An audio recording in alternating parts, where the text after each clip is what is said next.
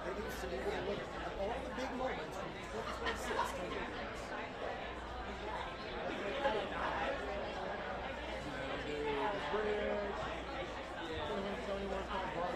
I'm sorry, I think we want everybody on that side of the door. Gotcha, we're filming something and then we'll go on that side. Okay.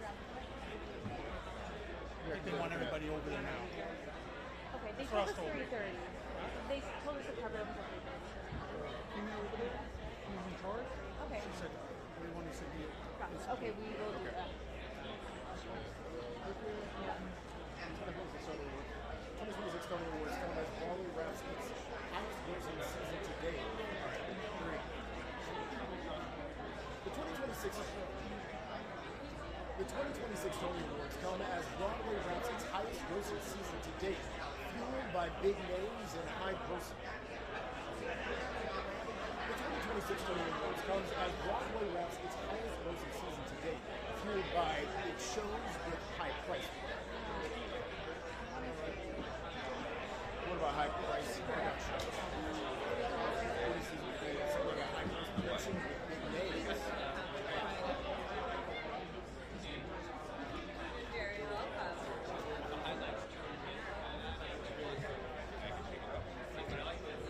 The 2026 Tony Awards comes as Broadway wraps its highest grossing season to date, supported by high price productions with big name celebrities, but still attendance.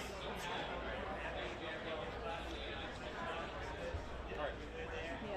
Do you want to do one more? Only because people kept passing. Yeah, sure. Yeah, let's do one more.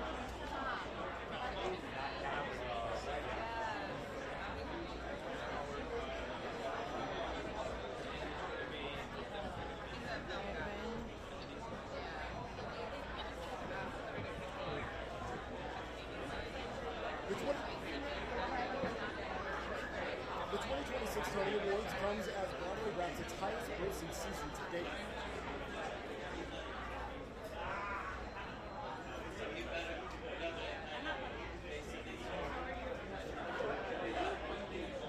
The 2026 Tony Awards comes as Broadway wraps its highest grossing season to date, supported by big name productions and big name celebrities, but still, attendance so strong.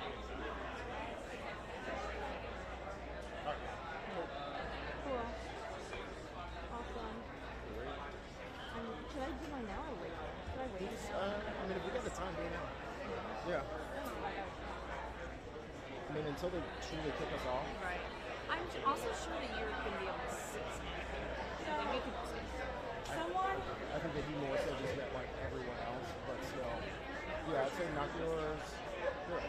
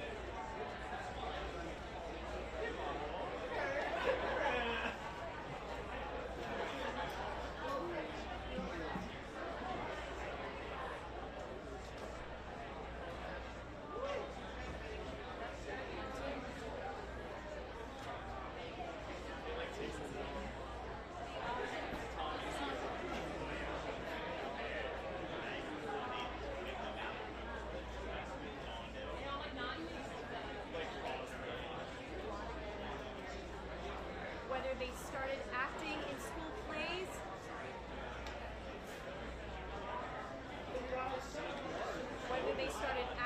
school plays, or just making their way onto center stage, one thing these actors have in common is their love for the theater.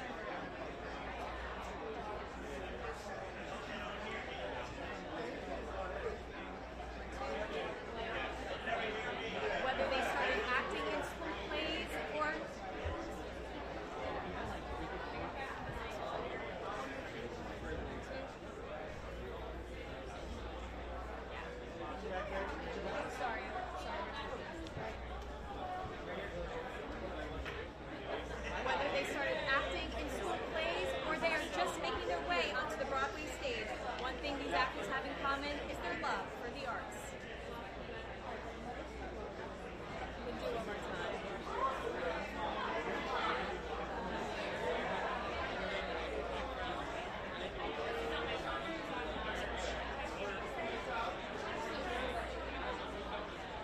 they started acting in school plays, or they're just making their way into the footlights, one thing these actors have in common is their love for the arts.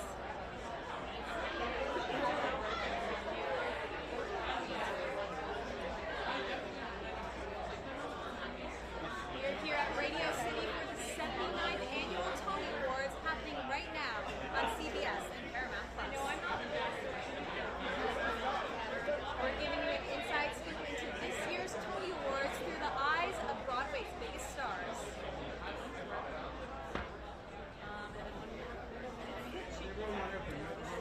Yes.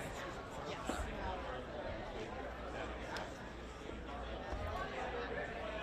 Yeah, but it's going to be the same day. We're going to go back there and we'll come back.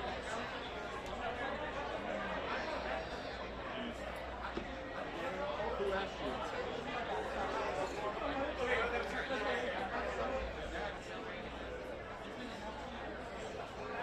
The standing Listen, we're on ovations camera. continue as Broadway enters its summer season and the celebrities continue with their encore.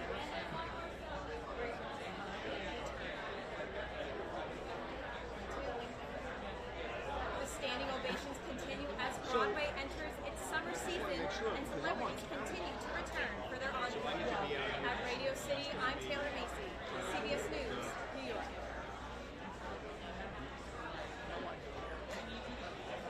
Hey, I didn't taste it. Thank you. I'm just telling you that I'm going to tell you that's the argument. Nothing bad.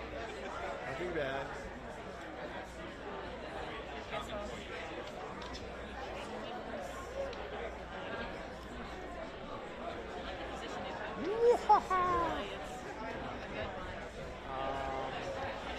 You have the Facebook? I have it on like physical media. What happened at the Met Gala? Wow.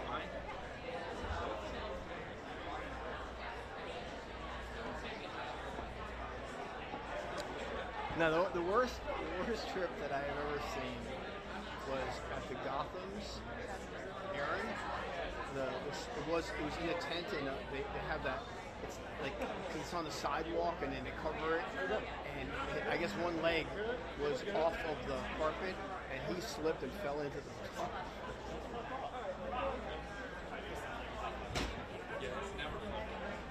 The one thing I did not have is this. Yeah.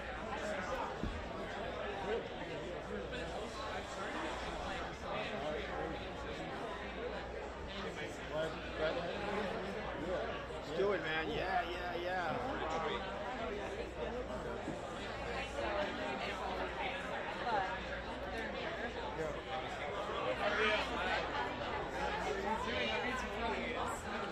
So this is, you know what?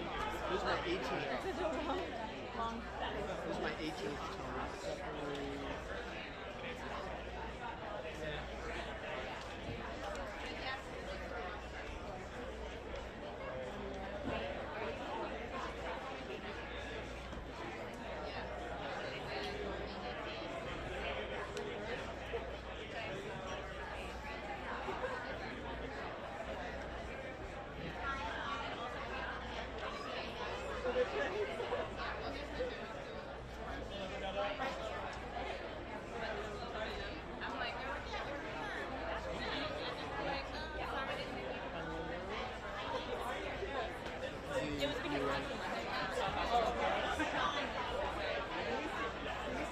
It's not going to be as nice tomorrow as it is today. Because those are outside. Oh no, yeah, it's out. The Coke would be outside. Usually it's underneath that portico or.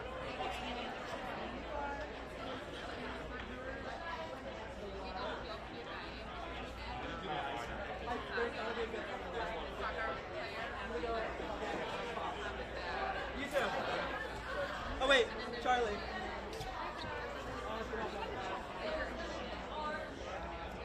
Hi. Are you talking to mostly actors over here? Yeah. Alrighty. What do you have? I'll be with the director Sam Pinkleton and then Cole Sam, I definitely. Sam and Cole are definitely high on my list. Fantastic. They're not together, but I will be with I them. know what they do. Oh, I meant they're not walking No, together. no, I wouldn't imagine. Hi, John. How are you? How you doing? Happy Tony's. How's it going? Are you interested in Benanti? Or Benanti?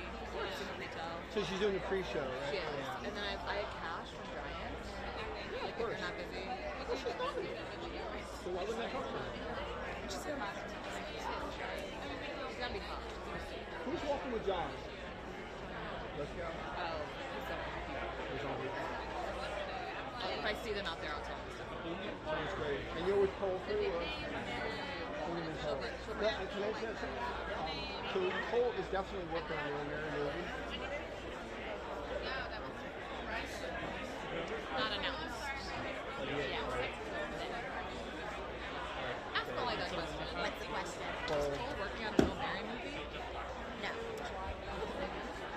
There's talk of them filming, doing a live capture, but I don't think there's a movie. I think if anything, it would be a live capture that like But he's definitely doing Miss Piggy. they. Hey, No. I do it all the time, which is the only reason I correct people because like I always feel really bad when I do it. Yes, that is correct. Did you ask about my people? Because we actually really should just take chunks and ask about all of them. Casey Levy, Arturo Lyons, and Omari Wyo's cats. Those are the two people. I've spoken to Arturo twice. I know. He's the best, actually. Like, I He love him. was at like some dance thing, some dancing IDL, and I ran into him, and I was just like, he was like the biggest celebrity there. I love that. So it was like, but he was surprised that I knew who. Well, I feel like in the dance world, he's probably very famous, but in the theater world, like you're the rare crossover of like someone who knows him from the theater world. You know what I mean? Yeah, and I get that sometimes. Yeah. Yeah, just it's interesting that I interviewed hit the Smiths, and Pearl from the Smiths is completely like completely trapped. Everybody walks out of the room, and I said, "Thank you, sir. Thank you, sir. Thank you, sir. Thank you, sir." And I said, "Oh, I'm so sorry." And he says, "No, it's okay. I still identify as a man." So sometimes you never know. I know. It's so, I know, it's very confusing. whatever. All right. Simple enough. I'm going to continue my lap, but I'll see you. Chill out. Hi, how are you?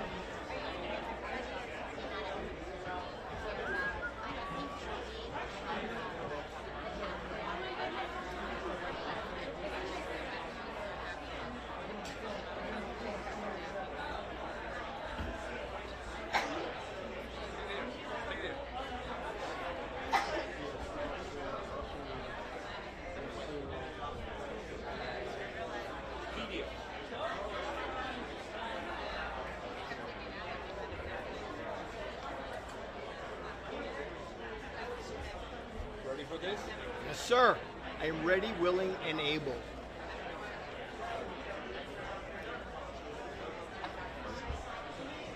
I'm gonna send it to Matt. He already started joking. Hey, Matt's cool. He gets my sense of humor. That's a plus. That's a plus in a manager. It's Guido. Nathan Lane, right? He's got the same name, but he likes to pronounce it differently. He's got my same name, but he doesn't like to go for Guido. He's like German Guido.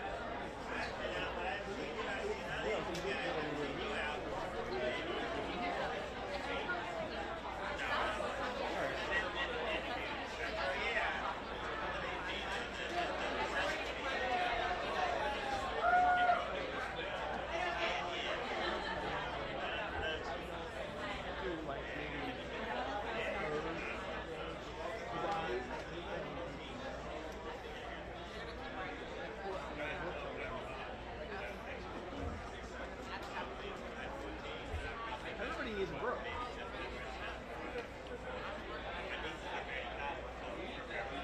That's why you guys get the big bucks. We gotta split it up with our meager wages.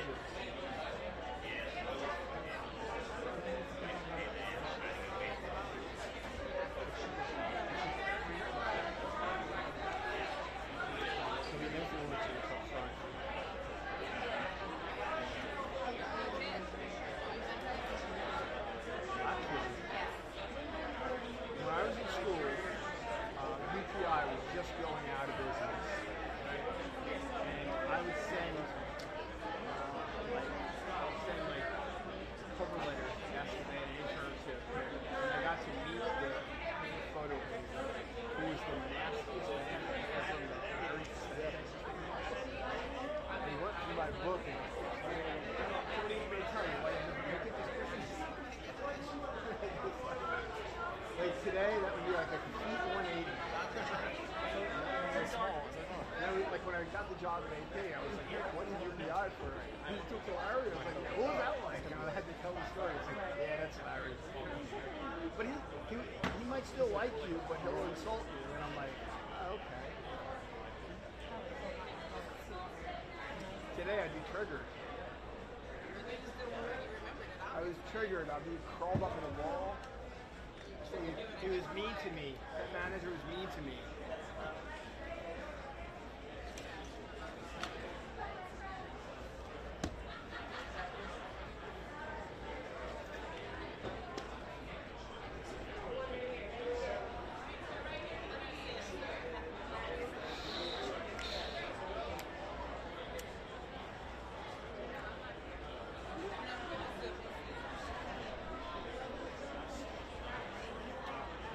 Oh boy. Getting ready for this dance. When I was in high school, we did like theater workshops, and like in college speaking, he was like absolutely.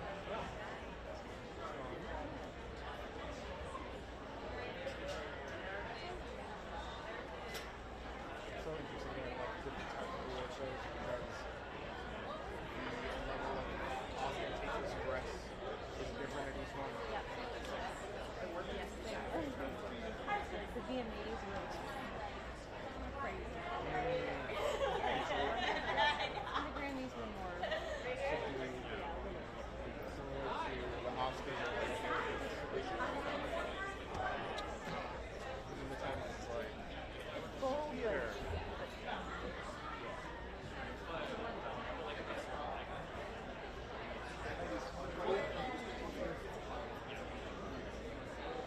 Hi, Lindsay. You were talking when I walked by before. I didn't get a chance to say hi.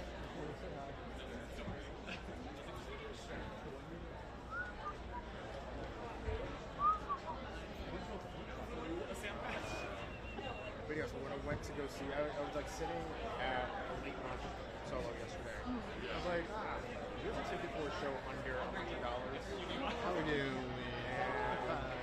That's possible. Look at this. $89. Like represent. Yeah. Yeah. You know, that's, yeah, I was way up in the balcony. But even so, I was like, it's fine.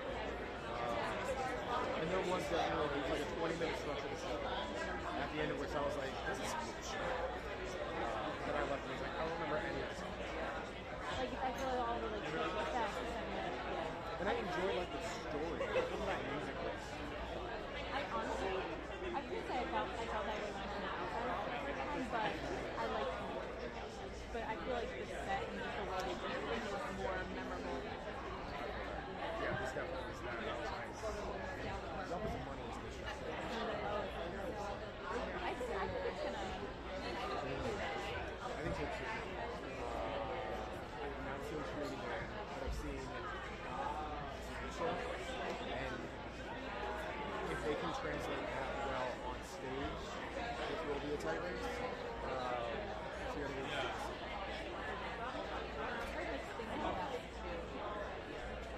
I feel like the shows like on Broadway are very like specific to like theater. Like I feel like a lot of people are like, oh, I'm gonna go see,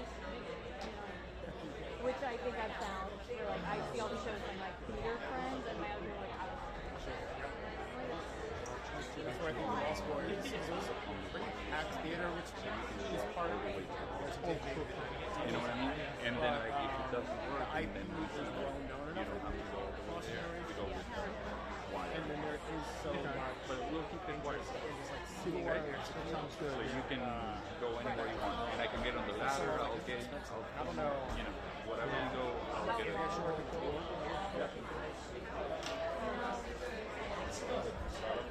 Yes, yes. Had a good time. Otherwise, I feel like we lose the spirit of what plan if you can't like have vampire story.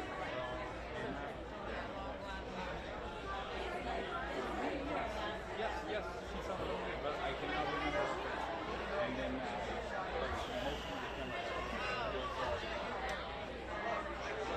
who's the guy that is from like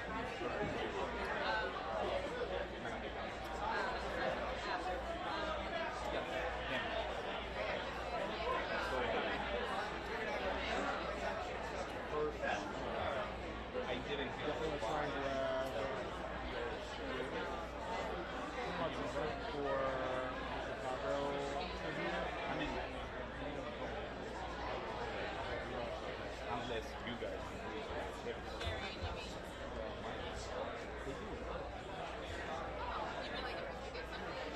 Yeah, like they normally like get stuff, and then everybody goes like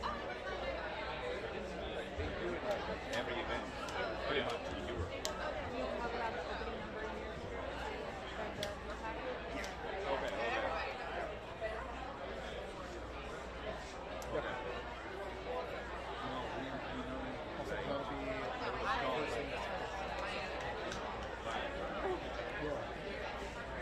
Yeah, yeah. I get it, but like,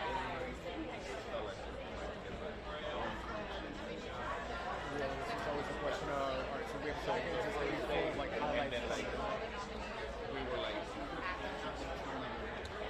I was and then like,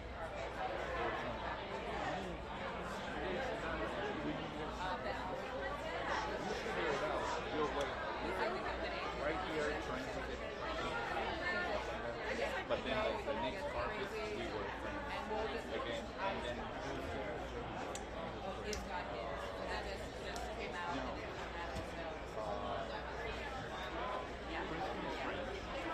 then there were three. You guys we were only two.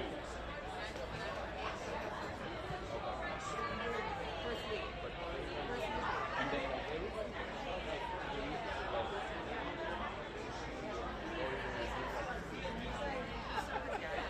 You heard my little spiel. Hey, I did not. I got Brandon Granowitz, John Leguizamo is presenting tonight. Talking about the Odyssey. we run it here. Cool, yeah. That's what I was going to ask you. Yeah, yeah, he has the Odyssey. He just came off the Killer Nannies for Hulu, an all-Spanish TV series. Then he's presenting here, and then he just finished The Exorcist with Scarlett Johansson. And he did a movie with his daughter who's now acting called The Cat. And then a little movie called The Odyssey. Yeah. This is a small one. This is It's so old. That Odyssey that book is so old. but I'm so curious. This book's so We're right across. Anything he does. There's another one that was like the Jew that I almost wore, but like, All right, so Yeah. not so those. Okay. Yeah, and again, I know it's going to be chaotic because I think that they're coming group 5. Brandon, I hope, will be in the Brandon down. Yeah, Brandon will be in the 3:30. Sometimes we do like light shots in there. Brandon, John, no. They had him earlier, like he's getting ready now. Yep, he's also a guy. Like to get them because they may not do it. Are they not in the middle of an anime? I don't know. All I know, I'm going by my assistant's schedule. And he's getting in the car supposedly now. that's crazy. That's,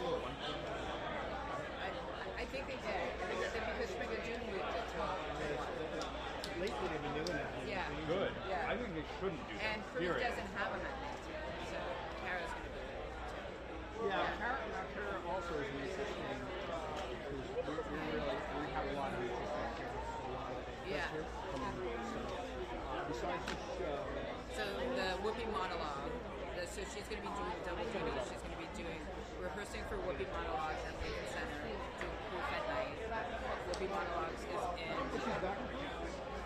Because she left for a while. Kara, yeah. Oh, I thought she had to leave. No, they said she is going to leave because of the open monologue, so she leaves right close to when they end. Oh, okay. So Yeah, I'm glad. and Adrian Warren is taking her place. Yeah. Yeah, that's okay. I just got the dates mixed up. Yeah, I definitely.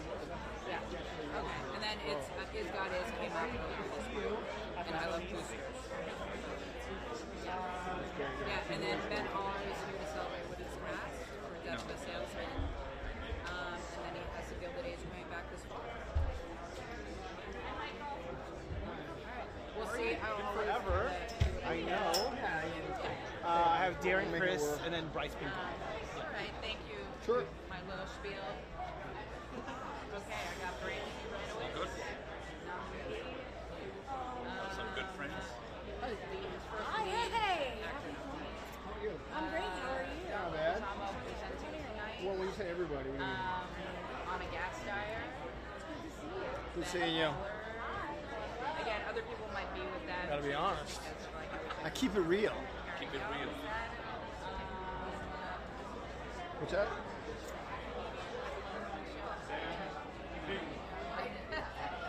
And I asked if he wanted to, and he says nope. He came back from London. Oh, not Rachel. Rachel? Yeah. Yeah, Rachel. So again, a nice mix of theater. So you know what I found? I watch so much content. I watch so many shows that it blurs. Like I just finished Hijack. Idris Elba on Apple. Yeah, it's really good. It's Testaments?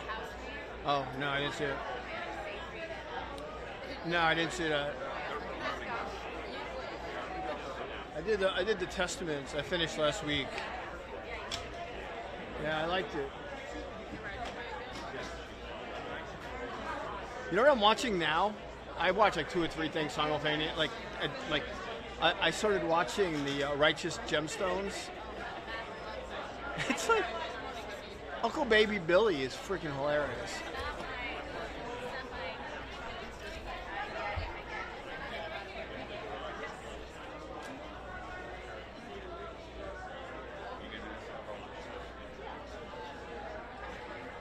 I do not, but I'll find out. Go Knicks. Fuck yeah, man. Knicks in 4.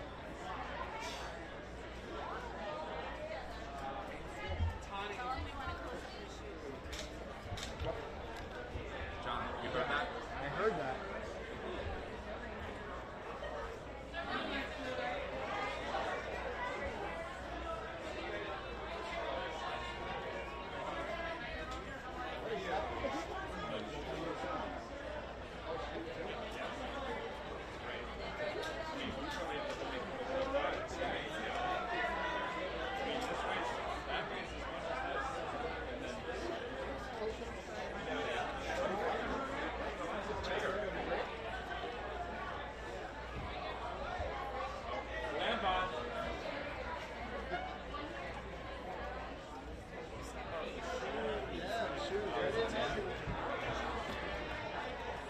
Tissue in my hand. Tissue in my hand.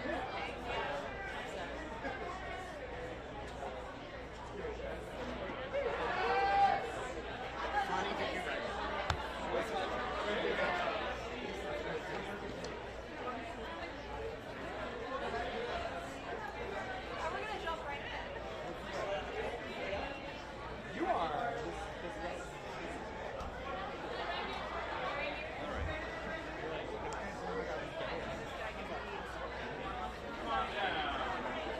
We're doing a I don't know. Nah. Let me know ahead of time. Find out who was first. Are you on? Should be. Am I? You hear me?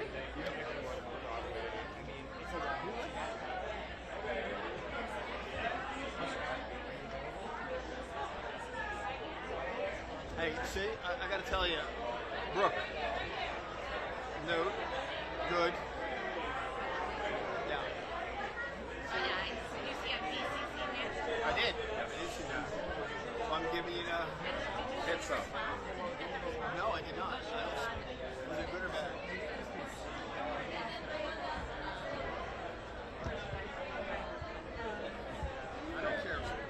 cover those things. We cover those things every single day during the year, right? We're pretty good about it.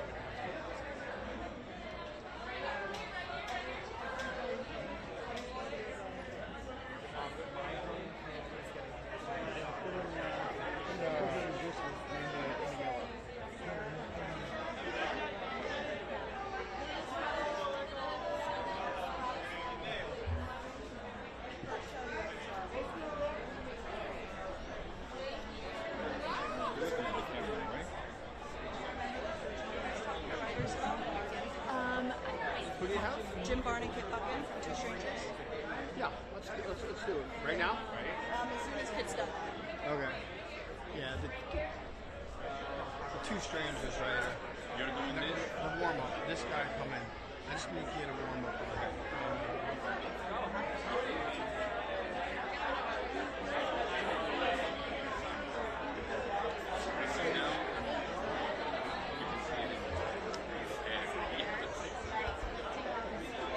Yes.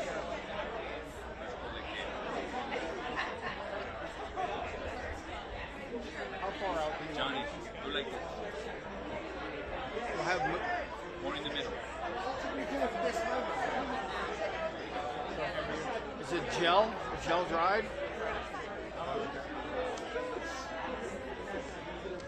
All I had at Jill's was extra strong gel, which is like, if you want to spike it hurts.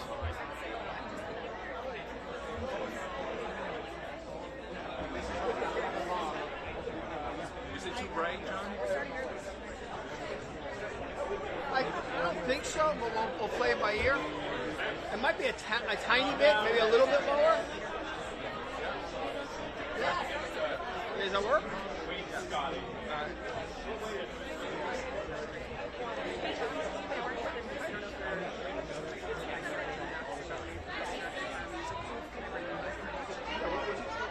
Two Strangers carry Kit. Yeah. Great. Amazing, thank you. Whoever comes first. Okay. I'm ready. Like, none of these I really care, but I need to into my. Your life. That's fine. So you care about everybody. I love everybody. I love all of God's children. And what I mean by God is whatever God you accept us. Is that better?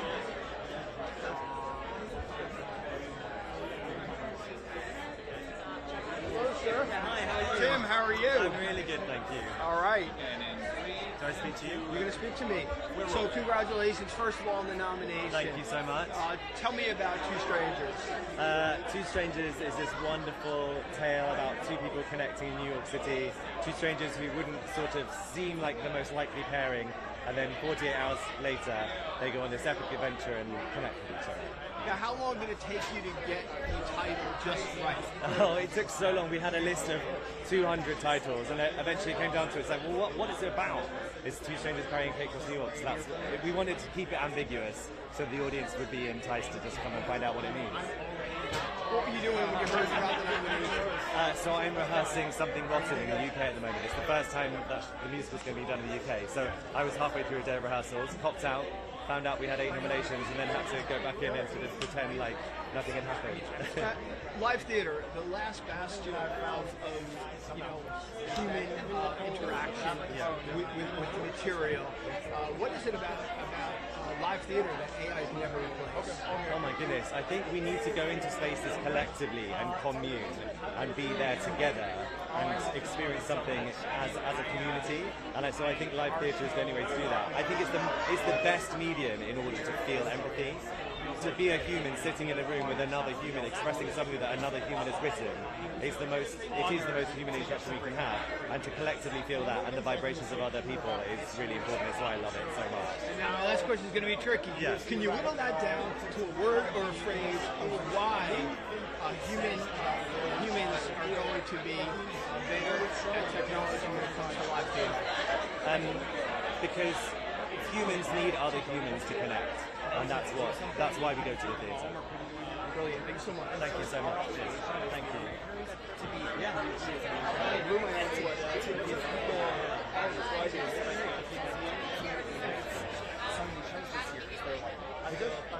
champagne with him. Yeah. Champagne with him. Thank you. Okay. We're taking one step this way. Sam, what is up, my man? All right. Okay. So, and in 3 and 2. And guys, we're really. Congratulations. I love how, not just today, but at opening, how you guys really came with the wear, with the costumes. Tell me a little bit about what you're wearing today and how it makes you feel. I'm wearing Christian Siriano and very, very tall high heels, and it makes me feel like myself, and it makes me feel like a freak. And that's what Rocky Horror makes me feel, and if I feel like occasions like this, we should just be trying to have a good time, and that's why I'm here and why I'm dressed like this. Tell me about Luke Evans as Frankenfurter. Luke Evans is a dream human being. He is the real thing. He is the hardest worker. He is a fearless person, and I never could have expected for him to do what he's done in the show, and frankly for it to be so much fun to make together. As director, sitting in back of that theater, were the nights where some of the callbacks made you cringe? No, because that's what Rocky Horror is. Like, Rocky Horror comes with this culture where everything goes. So even when it was kind of an inconvenience, it's like, yeah, but it's Rocky Horror. Like, it can hold so much. So I would say it's been joyous. And then last question, tell me why humans, in a word or phrase, why humans on stage can never replace AI.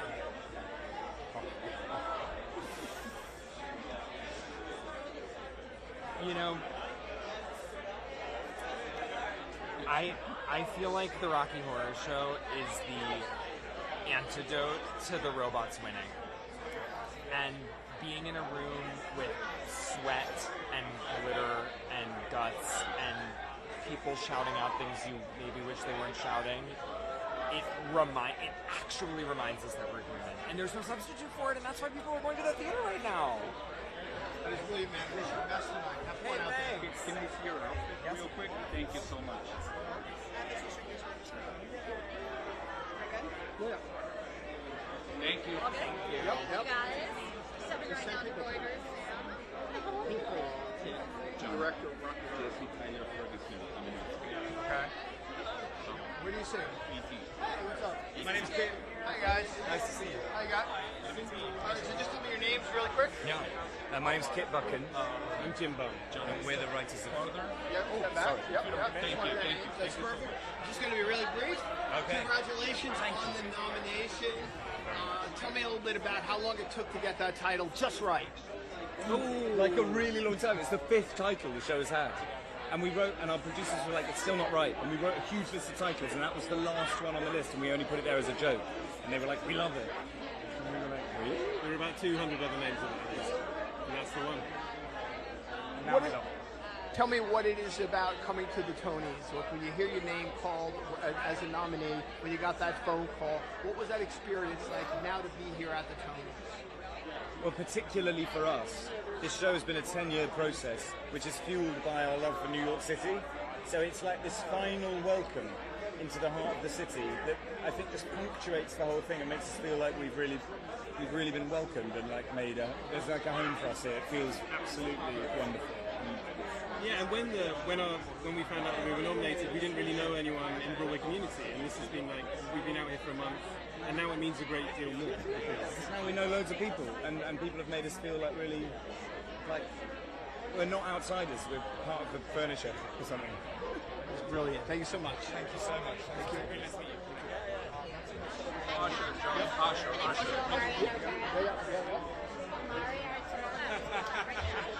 One second, just 1 second. Yeah. Hey, Usher. Usher, you got a sec? Pray, please? You guys not? Okay. Come on over, guys. I'm all right. I think we spoke. Well, I've spoken to you several times. All right. I just want to say congratulations on the nomination. Congratulations on the nomination. To bring this back in the way that you have, tell me how proud you are. More than proud. I think because from off Broadway, we were just starting out. So when we knew we were going to Broadway, we knew we had to elevate everything. Yeah, it's been an amazing journey just to be here, just to represent our communities, our culture, and to be seen is super, super important. And the show is phenomenal. It's like, it's a party, it's a ball on Broadway. So, all right, thank you so much. Thank you.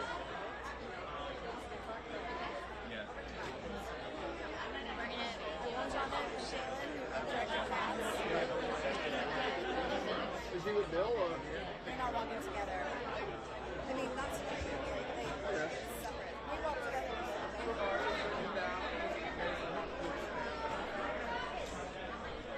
So far. So funny. Just skip over. How are you? Good to see you.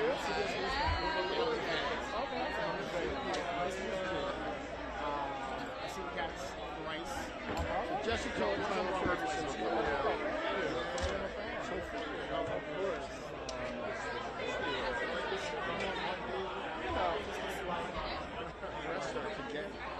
What color is this? I'm calling it like angelical yellow. You know, this is custom and he also was for the show. They're from Cats.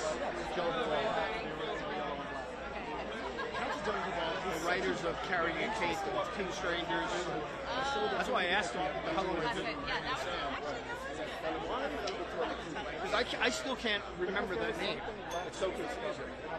Yeah, the two writers.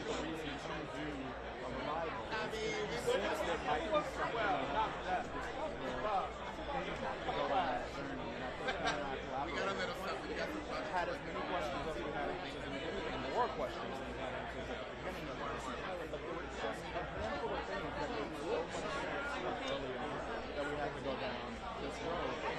It's not on my first call. From Broadway. Yeah. The reason to do it is so that 15-year-old arm in arm may not know. You gonna bring right now? Yeah, okay. So I'm doing it for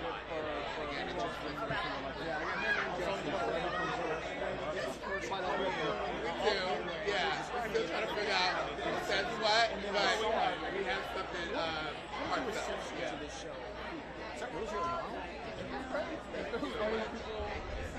Or resonate with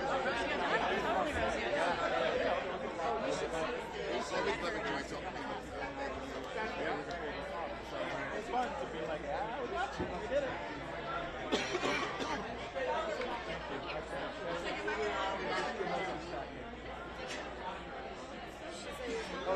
Okay, that's perfect. Hey, all right, man. good to see you. Haven't seen you without Bill, but I know, right? But he's here. Bill's right there. He's represented in the. This is Bill right now. The spirit of Bill. That's the spirit of Bill. Who's still alive? Who's still alive? He'll be here. Andrew Lloyd Webber's going to be sitting out there looking at this, what you've created from his masterwork, and gave your own spin on it. Tell me a little bit about how that makes you feel. It just feels great. I mean, there was a time where we didn't even know whether or not, Andrew would like the material, let alone, be so supportive and be such a big reason we're able to play so dramatically as we are, and to be so overt with this adaptation is because we had the go-ahead from someone like him who is allowing for his work to be seen in new ways. That is brilliant, man. Thank you so much. I love the jacket. Thank you. Yeah, I'm watching you. Yeah. Okay, I'll get closer. Yep. Okay, I will do that. Because we have plenty of time to. These are mostly. Here we go. We're gonna get Jesse. Yep. Or no. Okay.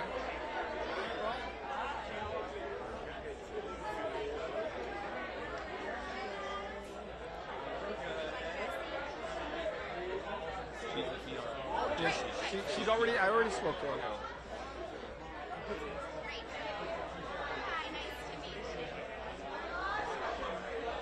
I just want to see if so here. This one goes.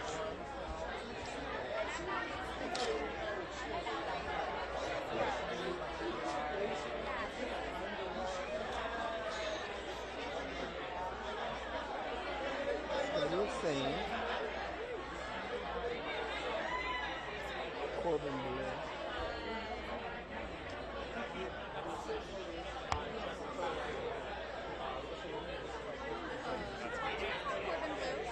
Yeah, but we have two people coming up. So right, yeah.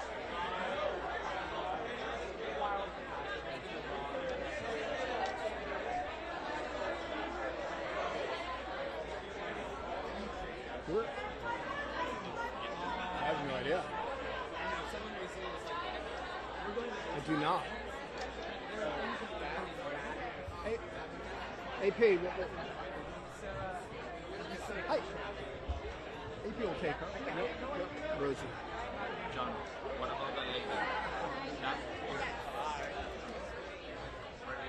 Hi, how are you? Hi, Jess. Hi, how are you? All right, here we are. Here we go. Right there, right there. Is he good right there? Just a step back. Thank you, Jesse. Rolling. Here we are, outing at the theater's biggest night. You fared pretty well at the Tonys. What's it like just to walk the carpet and do it? Are you presenting? I have a small piece in the tribute for Chicago's 30th anniversary, yes. And also my husband is nominated as a producer on Cast, so I'm really a +1 tonight. So you're a +1, so there's no pressure. No pressure at all. No, he's losing his mind, but I feel very cool with everything. Do you get nervous for him? Yeah, he's also, for everything. He's a bad flyer. You know, he likes to get to the airport 4 hours early. I just learned to like do whatever he needs to do to keep things calm. And so, yeah, I'm just trying to keep him calm tonight. We're talking about you. This year's shows, lots of great revivals, lots of interesting stuff. What stood out to you? Well, I adore Cats of Jellicoe Ball. I loved Death of the Salesman. I loved Becky Shaw. I loved Lost Boys. God, there's been so much. Fallen Angels was one of the best times I've ever had in the theater. It's been a great season, yeah. And what's next for you? I know last we spoke, you were working downtown. Right. So, yeah. I am currently, well, not currently, I'm here with you right currently, but I am in London rehearsing Jesus Christ Superstar. I'm playing King Herod in the revival Jesus Christ Superstar. I'll be there for the next few months, so yeah. Well, I can't wait to see that. Do you think it's coming to Broadway? I have no idea. It's sitting down in the West End for a little while, so yeah. I'm just there for a few months. Always a pleasure. Good to see you. Good seeing you.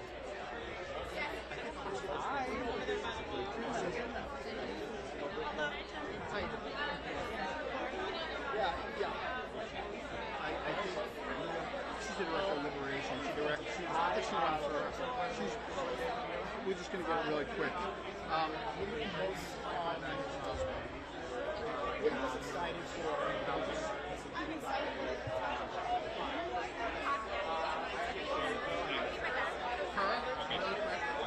I'm waiting for Rosie.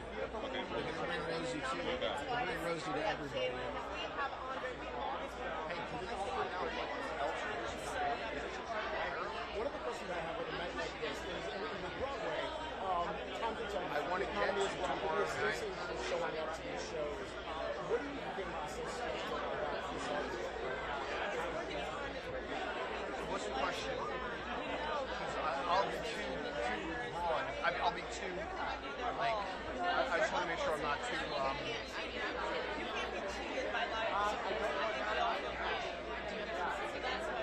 that I know, but talk. Now, Justin, anything you're excited to see on stage tonight? Okay, I do love food. I am one of those girls, you know.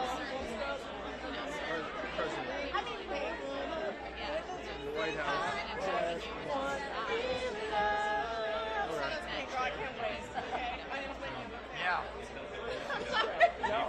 Yeah, that's I love her. Hi, nice to see you. Nice seeing you. Always a pleasure. Happy Tonys. Happy Tonys to you. Thank you. Oh, sorry, here we are again. Yes. How you feeling today? Just incredibly honored. I feel like it's a historical moment. There's so many black artists tonight that might make history, and I'm really honored to be a part of that. Tell me about what it was like to put nomination on and get it to a new audience, and especially at the time of women's rights, seemed like It was an incredible lift, but I believed in the play from the first moment that I read it, and I knew the whole world would see what I saw in the play. That is brilliant. Thank you so much. Great seeing you. As good as I am.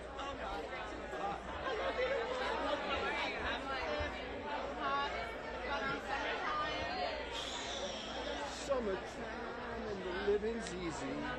You're gonna hand her a Guinness? I am. Try to get a Yingling? Yeah. She did the one the hair salon one last year. She was nominated for Best Director.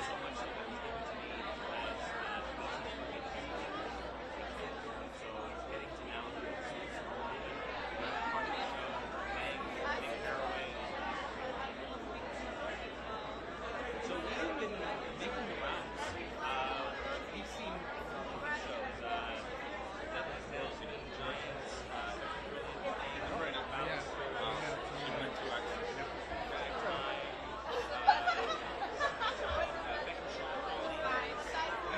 we've been making the rounds, so ever since the performances,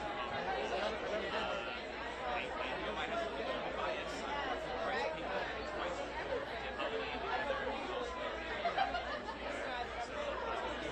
Lauren Metcalf is not talking tonight.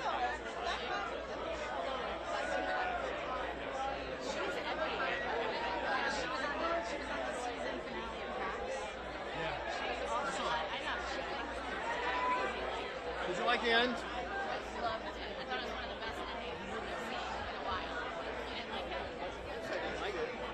I just like what I loved about it more is how it goes from Paris to the strip, and I didn't realize it at first. And I thought that was great.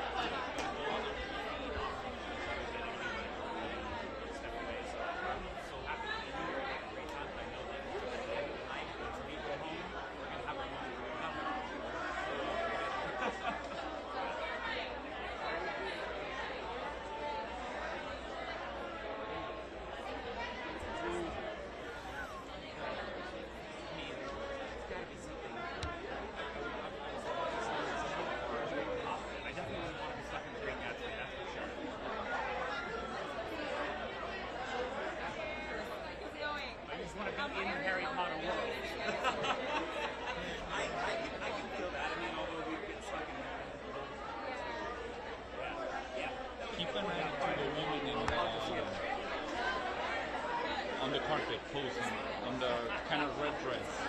I don't know who she is. Who?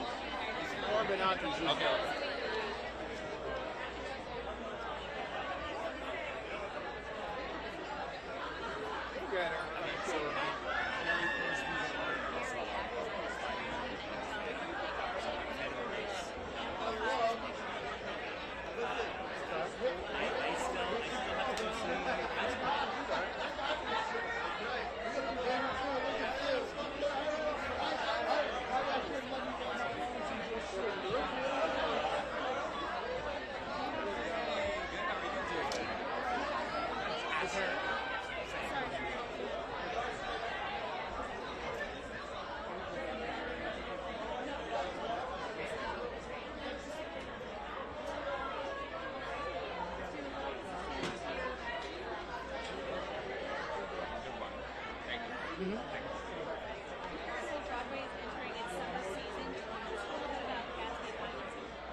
So Gatsby has been a major staple in my life for many years. It's been one of my favorite novels. To play this character now, day in, day out, it's a dream come true. I did it in London. I loved my run so much that I decided to come here and get back into it again.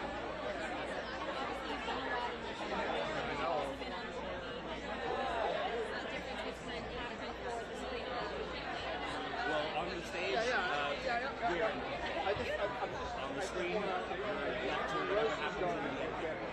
And you could have a performance that felt certain takes were more in the realm of the music, and it felt right. So we really are, the stage is magic.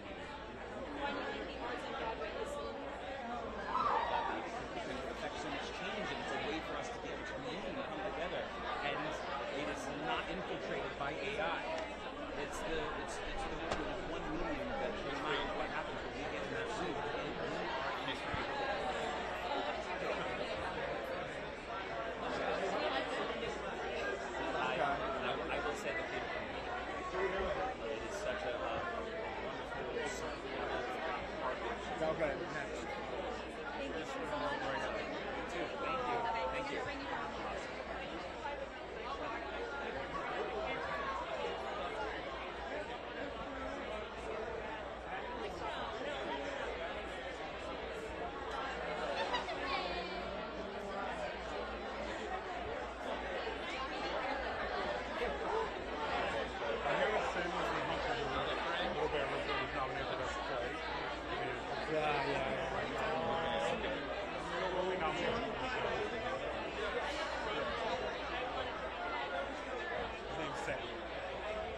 best play. That's all right, man. I'm going. Who are you talking to? We're Rosie's coming to us next. So do you have? Sam Hunter.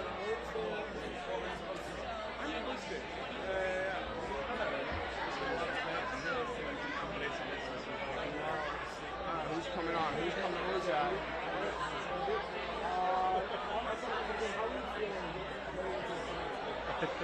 Great.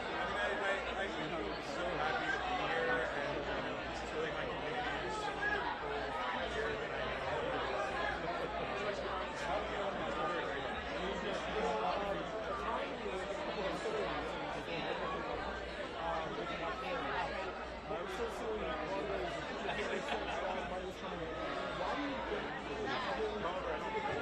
I don't think it's hard to understand. We're getting tired of straight. So, you know what I mean? Look, screens are always going to be there. Always people I'd love to meet a girl and somebody else. But, you know, I think we're all right now. I trust things together. We're not that far. The thing I want to hear at need for storytelling in mass is just going to get more organized and military. Oh gosh, I think it's my fellow writers, like my fellow playwrights, some of whom I've dealt with for decades. Yeah, it's, and I think it was so great living here with my husband. I've been with her over 20 years. Dramaturgist before. Yeah. We found a way to work. Thanks so much.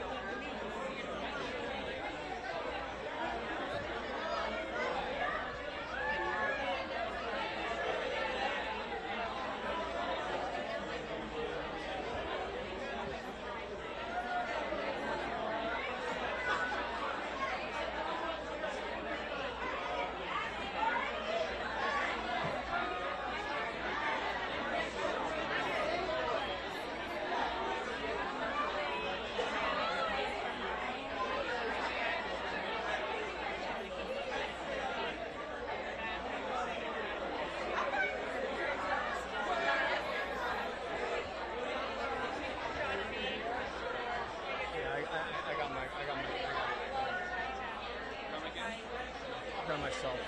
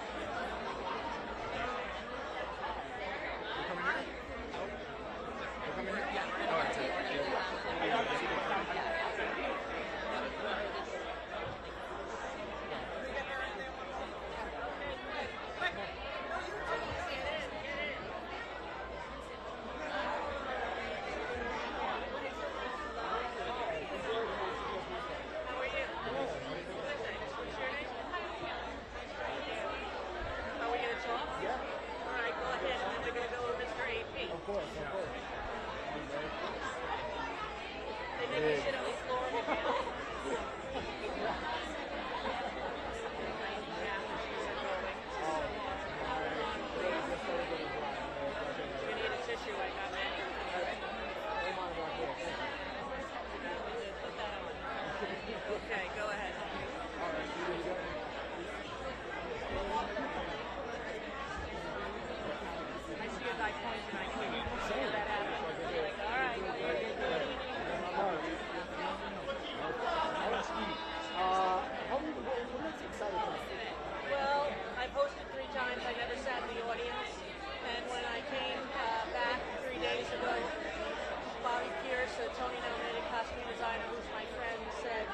I can get you tickets, do you want to go to the Tonys? And I'm like, yes. Yeah. I'd like to go to the Tonys because normally I see everything before. I've seen nothing because I've been in Ireland for a year and a half. So I'm thrilled that I'm here the whole summer. I'm doing my one-woman show, Common Knowledge, in August, July and August here in New York City. And tickets go on sale next week, so I'm thrilled about that. And hopefully we'll bring it to Broadway one day. Since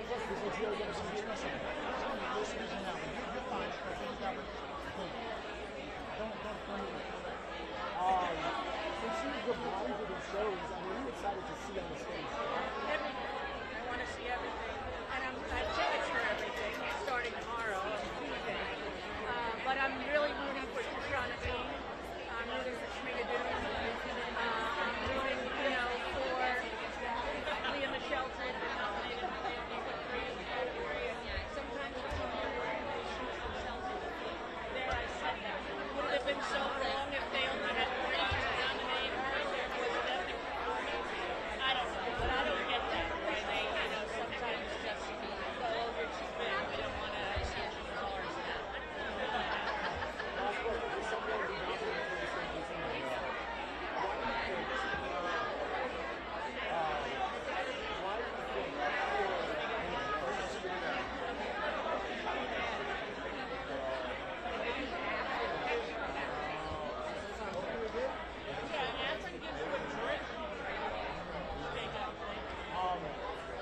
A lot of producers.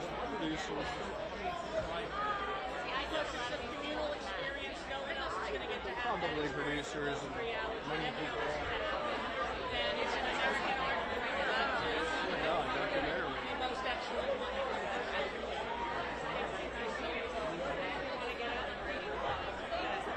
have strong thighs. Hey, Rosie, how are you? Good. What's your name? John Carucci. I'm John Carucci. All right. We live down the street from the Perucci's. Any relation? No. Okay, that was a good answer. You're a Long Island guy now. Are you? Where are you from? I'm from Brooklyn and Queens, but I live in Oceanside now. Oh, that's nice. Yeah. So here you are. I haven't seen you in a while, and you've been living overseas. What brings you back, and what brings you to the Tonys tonight? Well, I'm doing a show here in New York, a one-woman show that I wrote after I moved to Ireland, about moving to Ireland, about mothering without a mother, and my 5 adopted children, especially my youngest with autism. And it's been a wonderful experience. We toured all over Europe, and when they told me that we could come and do it in August, I thought, let's go for the whole summer, because my son just had a baby.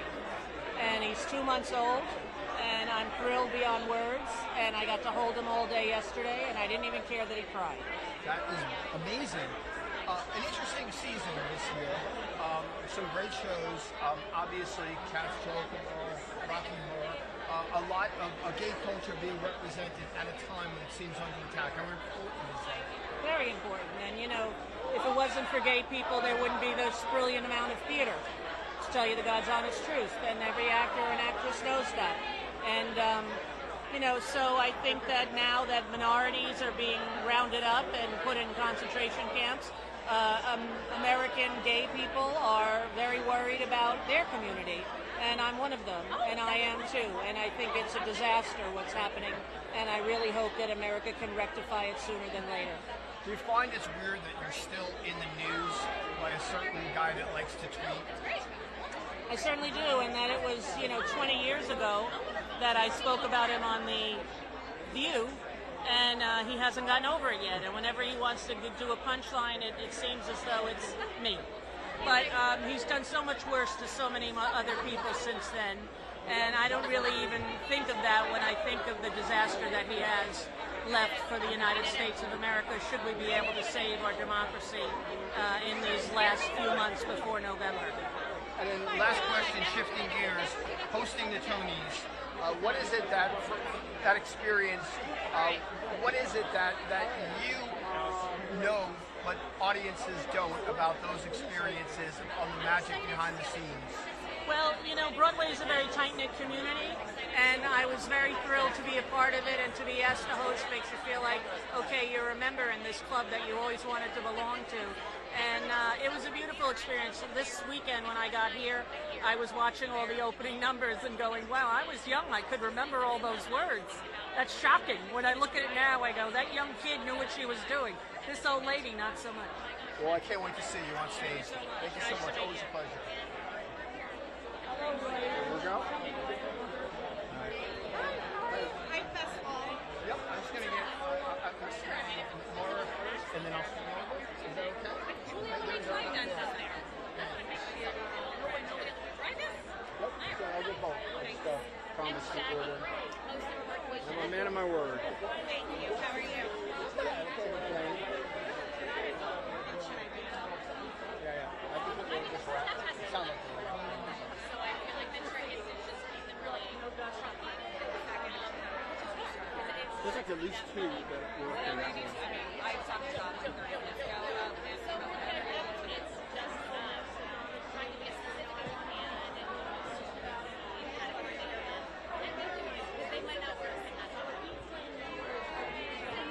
All right, get ready, Reno. Hi! How are you?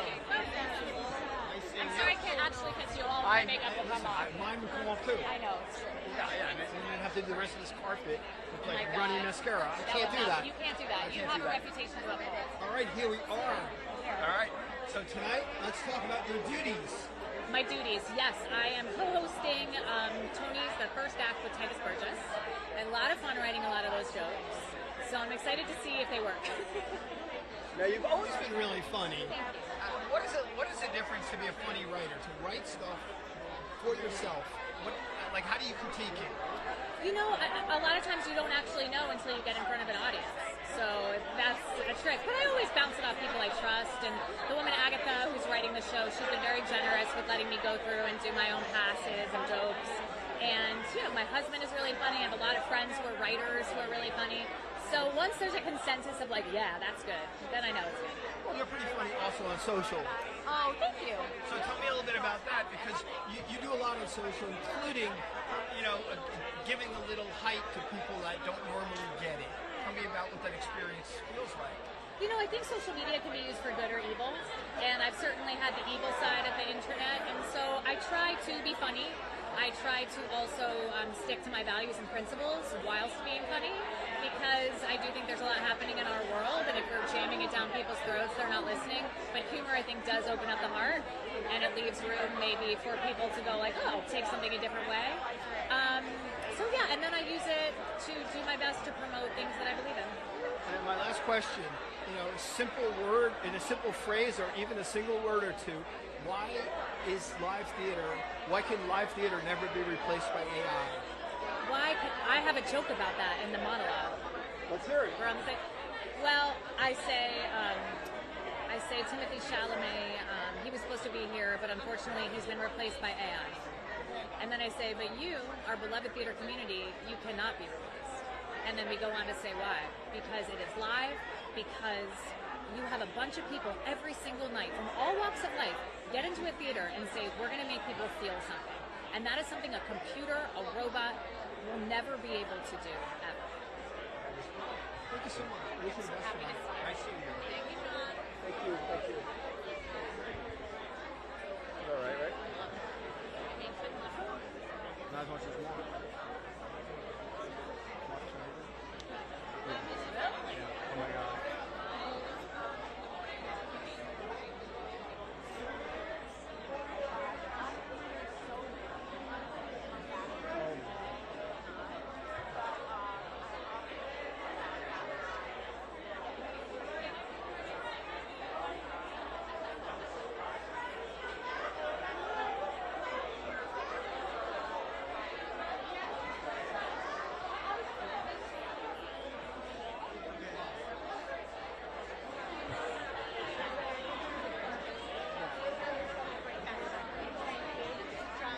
Guys, how are you? Hi, I'm great. How are you? Very good. We spoke at the junket. Yes, of course. All right. Congratulations, first of all. How does this feel after doing all of that work to get this kind of recognition, at least the nomination? It's beyond what I ever could have imagined. I mean, I loved making this play so much. I loved working on it with our cast, with Whitney White. So to get to now be here and celebrate all together, that's really the icing on the cake. It's special. So obviously, when you wrote it, you had no idea things would turn the way that they did. And I know it's a bad thing, but how does it make you feel how spot on your play is in discussing women's rights being under attack? Yeah, unfortunately, it turned out to be more relevant than I ever could have anticipated, which is not something I'm happy about. But what I was grateful for was the ability to create a space where people could come together and think about these things and talk about them and listen to each other. And I think people crave community so much right now. There's so much isolation, so that's what we offered people. Thank you, Beth, so much. Pleasure. Wish you the best of luck. Nice seeing you. Can I just ask, are we going to show it anywhere so everybody can see it? Like, will it be on the Tony Awards? No, your play. Oh, I'm like, I think they're going to put it on TV. It's going to be around the country. It's we're going to tour. There's pre-production. We're going to go to London. There's going to be a lot. Like, not streaming. Some of them are streaming. I know. That, I know, it's TBD on that. Yeah. It's a little tricky TBD. Yeah. Thank you for I feel like asking. people should. I know. I would be nice. Yeah.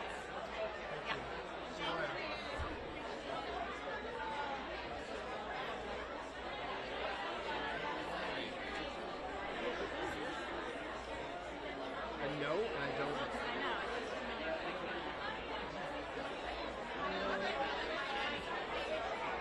Oh yeah, I saw that. Sushi well.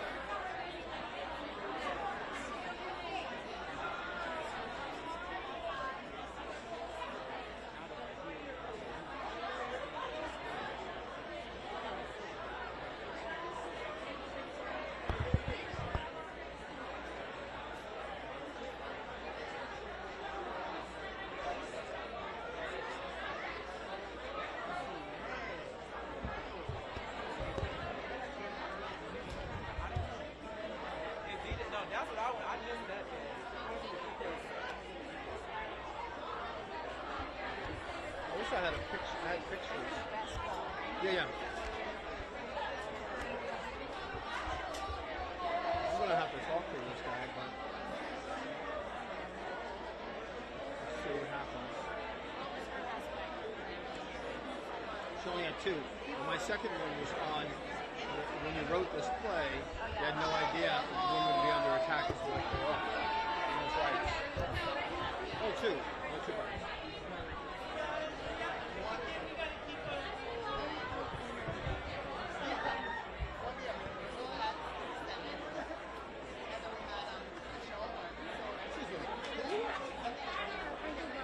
Oh, that's right there. Is he? He's anti-Jenny. Okay, that's right.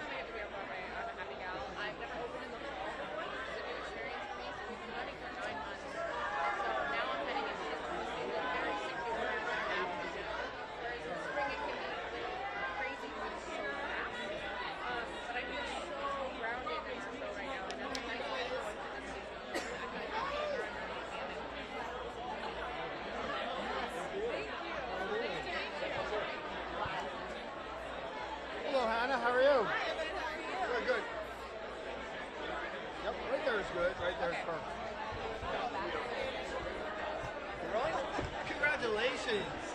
How does this feel being here today? Oh, a little overwhelming and wild, but very exciting. This music is great. It's intricate. How difficult is it to learn and perform 8 shows a week? To learn, I remember before my audition, Ian, our music director, got together with me to teach me the Svetlana material, which I always think is nice to set you up for success in the room, to teach it to you beforehand. And we did Endgame, and I remember being like, this is crazy. Like the jumps and the leaps, especially that Svetlana does.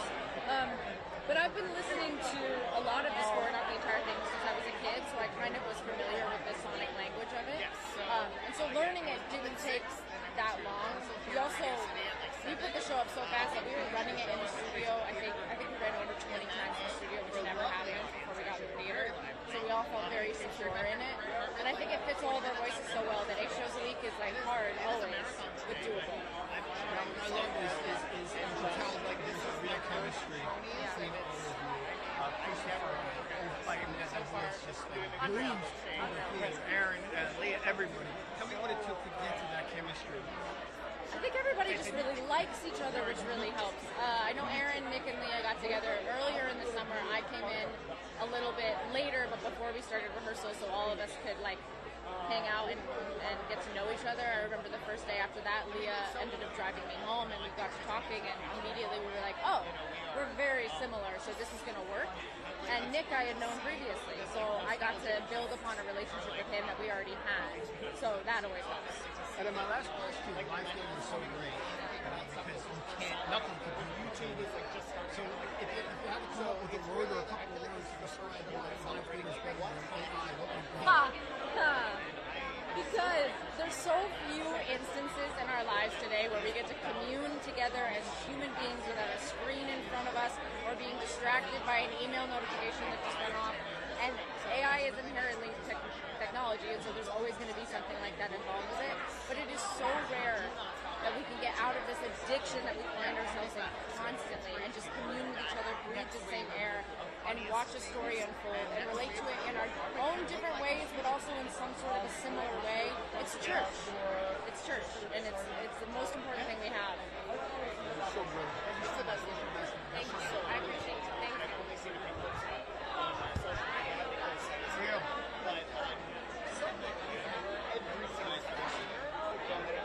Yeah, looks that way. Yeah. Almost brother. Had to watch. She flew in the air. She flew into an alien spaceship. Address him that way, he might not like it. She's looping live on stage. Like, oh my god, she's singing. I mean, she's the greatest vocalist of this generation, period.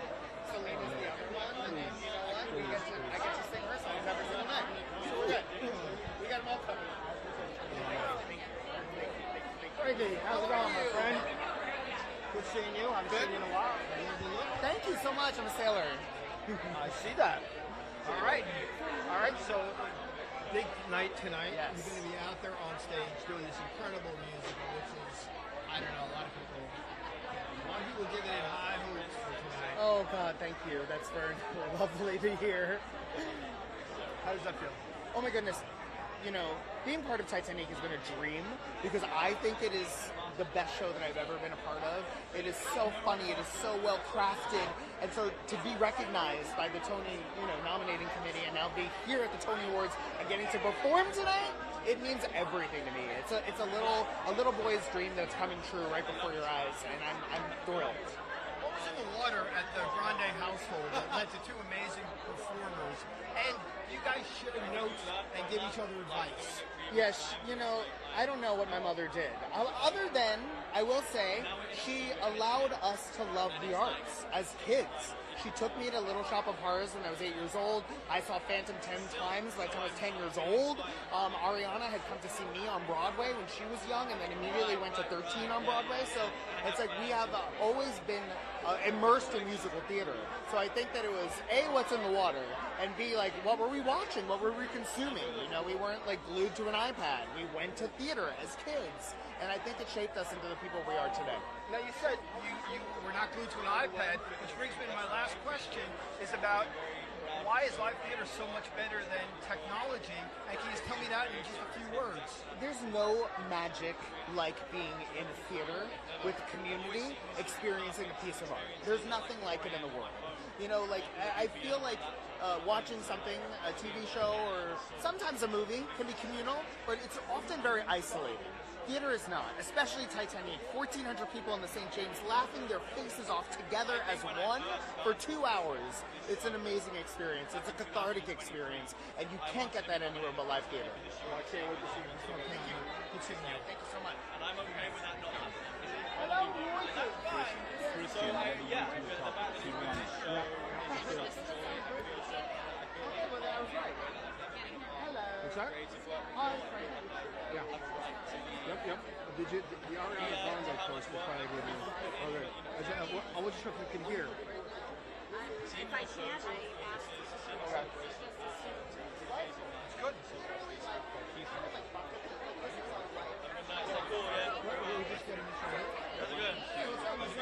How's it going? Good, man. I'm good. Good to see you. All right. Maybe half step back. Yeah. That's good. Just give us 1 second. Turn the light on. I want to make you look spectacular. Rolling. All right. Congratulations. Thank you, man. Thank you. Appreciate it. I got to tell you, what a performance in a musical that I still have trouble reciting the title. The title of it's Two Strangers Carry a Cake Across New York. It's the carry a cake across bit that where we stumble. We take a breath, we slow down, and we get there in the end. And that's how I do the show, actually. That's the mantra of my show. Yeah. So. Now tell me a little bit about getting the nomination. How did it? Did it come as a surprise? It came late in the season, and to get that love right away.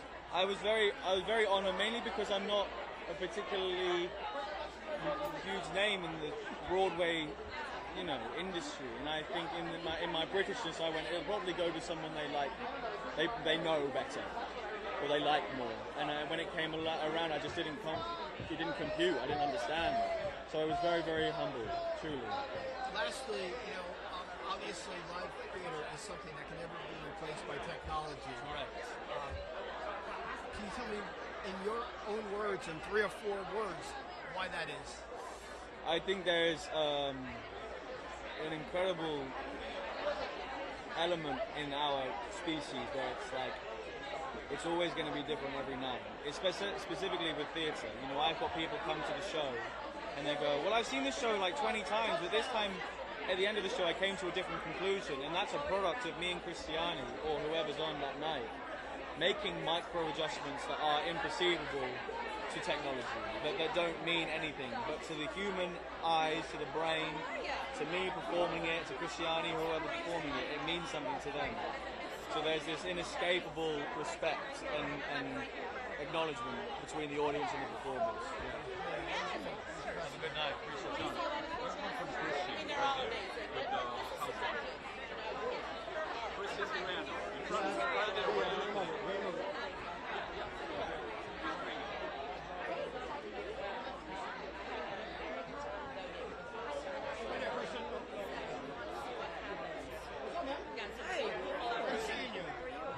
Very good. I just want. When you're ready? Are you ready now? Or you want to? Okay. All right. So here we are at Tony's. Obviously, I saw Sam Pinkleton already. Yeah.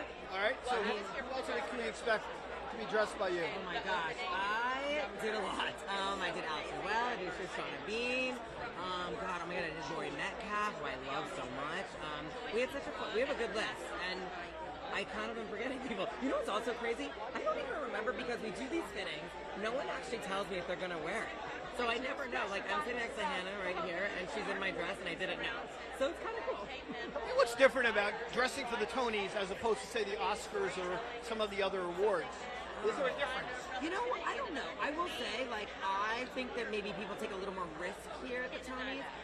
They're a little more excited to be sexy and glamorous and have fun. It's not always so serious, which I like. Yeah, that's probably the difference. The Oscars can be very buttoned up, Here for that fun. That's brilliant, man. Always good to see you. Thank you. Get that. Wearing her cam.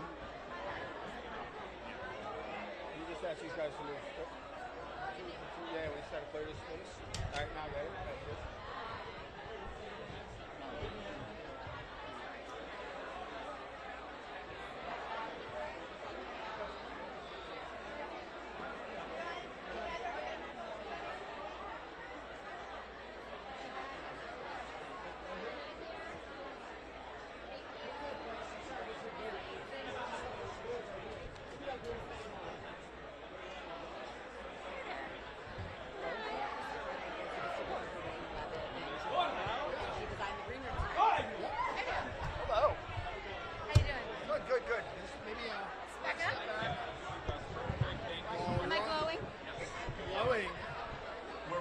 big night tonight. Yes. First of all, tell me what you're going to be doing. Well, I'm here tonight representing two things, actually. I designed the green room, the VIP green room, sponsored by Cunard, and so I get to enjoy that. And also, I'm starting my run in Chicago as Roxy next week, and Chicago's celebrating their 30th anniversary and performing tonight. So I get my best of both my worlds. So are you performing tonight? I won't perform, but I'm just here celebrating as the next Roxy. Yeah. Well, you'll be taking notes. Of course. Well, Whitney Levitt's here, and she's the highest grossing Roxy in Chicago history, so I get to follow her. What is it about Roxy that keeps so many people wanting to do it? I think that she just gets this unique opportunity to go through such a journey and to discover somebody who would kind of get thrown into the spotlight like she is and how you handle it. And there's this great monologue where she gets to talk directly to the audience for like 11 minutes, and that's just such a feat. It's such a thing you want to sink your teeth into. That is brilliant. Thank you so much. Yeah, thanks a lot.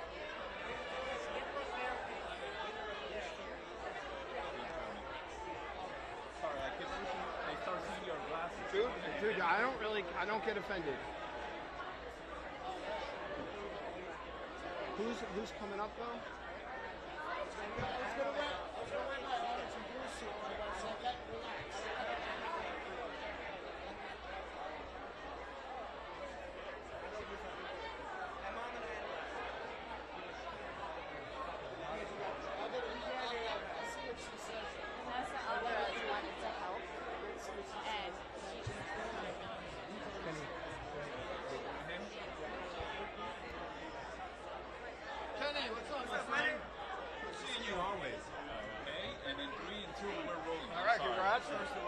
Hey, thank you so much.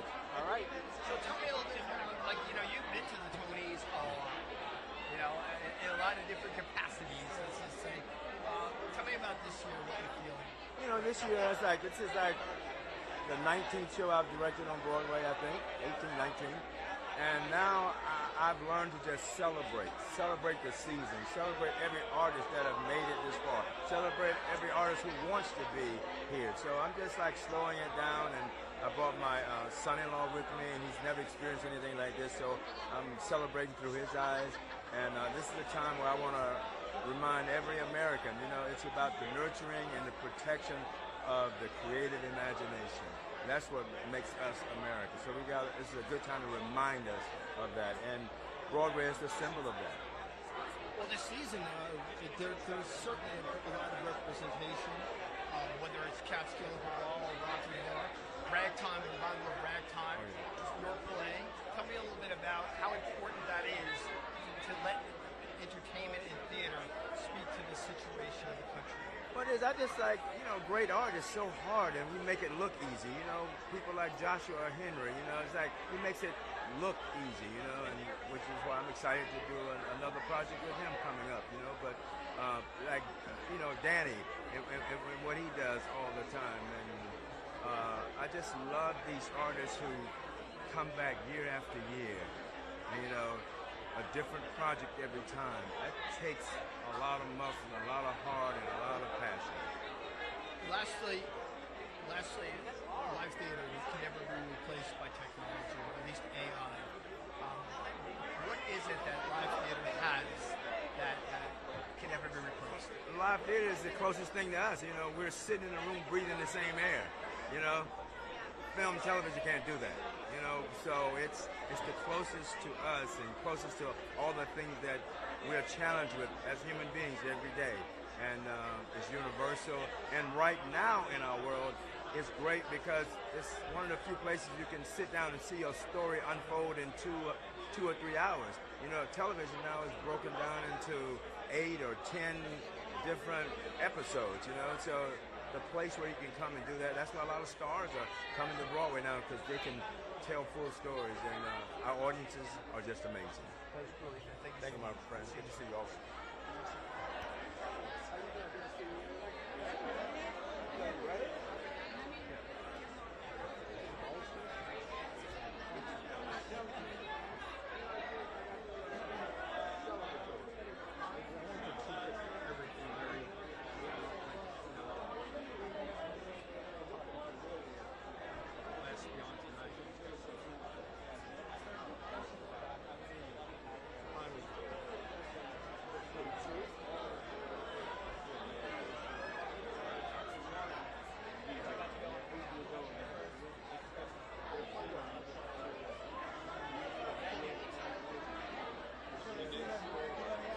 trying to figure out who that is.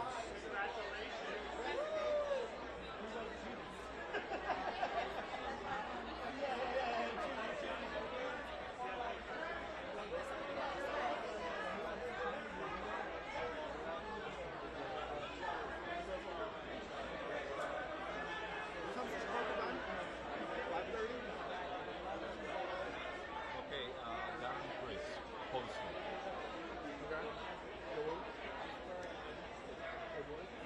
Darren Chris. Sure.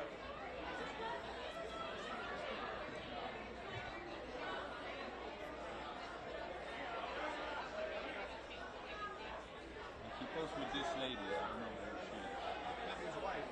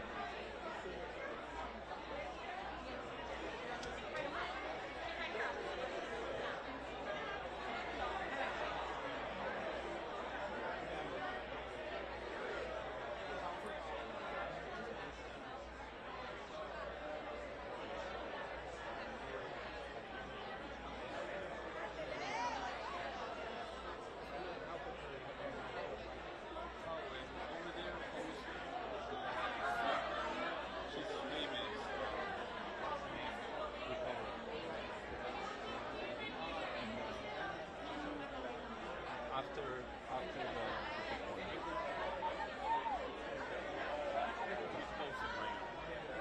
Oh, Amber Ruffin. Is it Amber Ruffin? Is it? Yeah. Okay.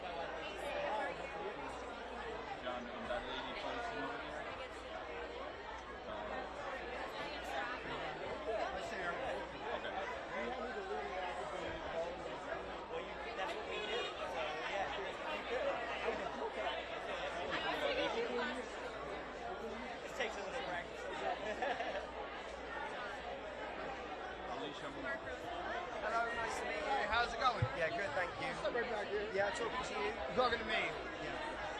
All right, congratulations on Giants. Thank first of you. all. How does this feel to get the nomination and to tell the story about one of our beloved writers in a not so beloved way? I mean, I guess what's amazing about being nominated is it kind of means that we're on Broadway and we're telling a story to a really big audience and in a new country. We came from London and did it, and it just means that we're really connecting with a completely different crowd, and it's fantastic. What's the difference between Broadway and the West End crowd? Is there something different? Is there something that you change in the writing? I didn't really change anything in the writing. I mean, sometimes the New York audience is a little bit more vocal. They like some of the crunchier, like dramatic moments, and they let you know when there's like a slam dunk speech. They'll tell you. The play has a few English characters in it, so maybe in London there's a few different reactions to some of the English stuff in the play.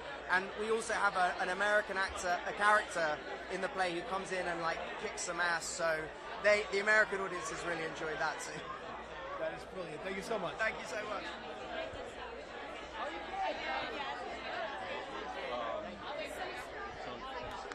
Johnny, too fast. We'll see him back in. We don't need her. Okay. And then James Larson is coming soon. Where is it? I see. Yeah. And then the Chris. Yep, I see that. Absolutely.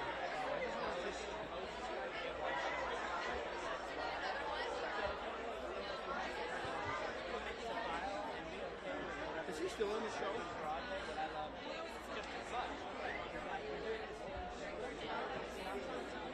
Yeah, I never with Daniel Radcliffe, is he? Daniel Radcliffe is not.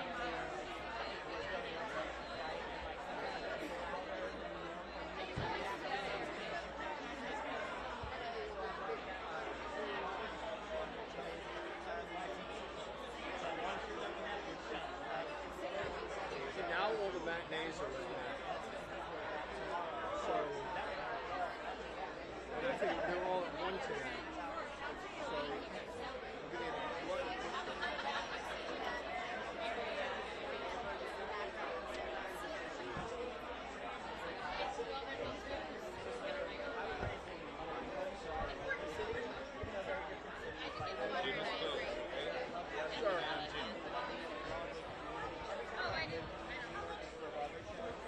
So, where is he?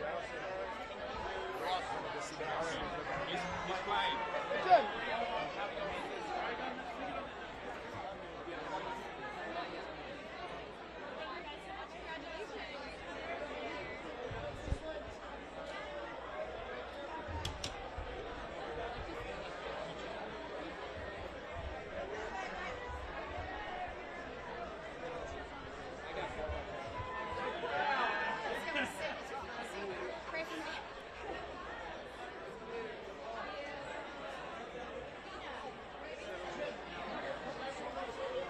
Jim. You can do it over there. I know. Jim! Hey, Jim! Jim, how's it going? Really quick, how does it feel to perform tonight for Titanic? Wonderful. I never dreamed I would do this. It's crazy. Yes. Great, thank you.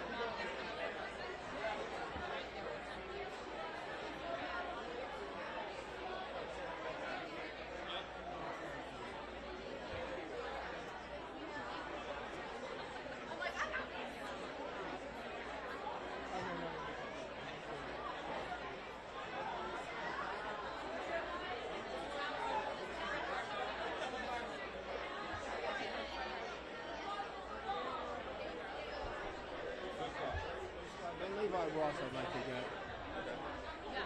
He's the brother. Ragtime. He's the brother. Ragtime. Ragtime. Here's Lyra.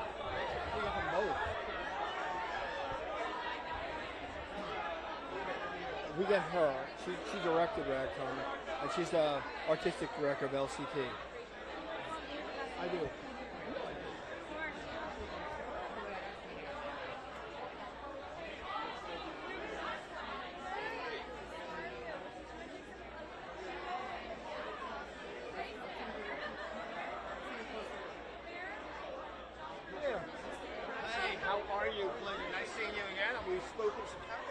Yes, it's lovely. Yes, we are so happy to be here tonight. It's just full of joy for all of us. It seems like the perfect revival for the perfect time. I do think that sometimes a show, the way that it interacts with a specific moment, you can't predict that, but it just somehow it resonates in a special way. And for us in Ragtime, this is that moment. How are you feeling tonight? A lot of love coming your way. I am so full of gratitude, and honestly, I love the theater community in all its forms so much. This feels a night that's about celebrating that, so it's good. Last question, Joshua Henry. That's all I'm going to say. Tell me the rest. Joshua Henry, divine. Divine gift. That's brilliant. Thank you so much. Pleasure. That's all I can say about him, really. It's just a divine gift. Ridiculous.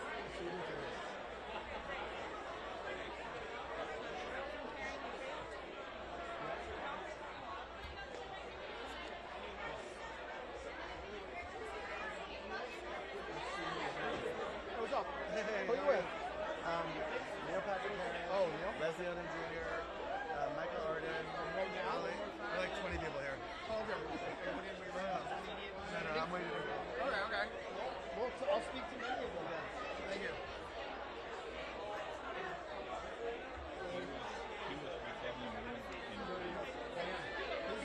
He does a lot. Yeah, he does. He also does. Yeah, he's going to bring us Neil Patrick Harris and Leslie Odom. He was all over in Canada. Do you want this? He's going to be rolled for now. I don't know. I'm just keeping an eye out for Darren.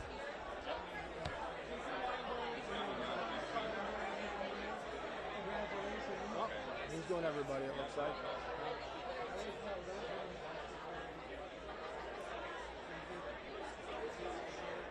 Now, who's posing? Can you see who's posing? I can't. I know I can. Yeah, I can see.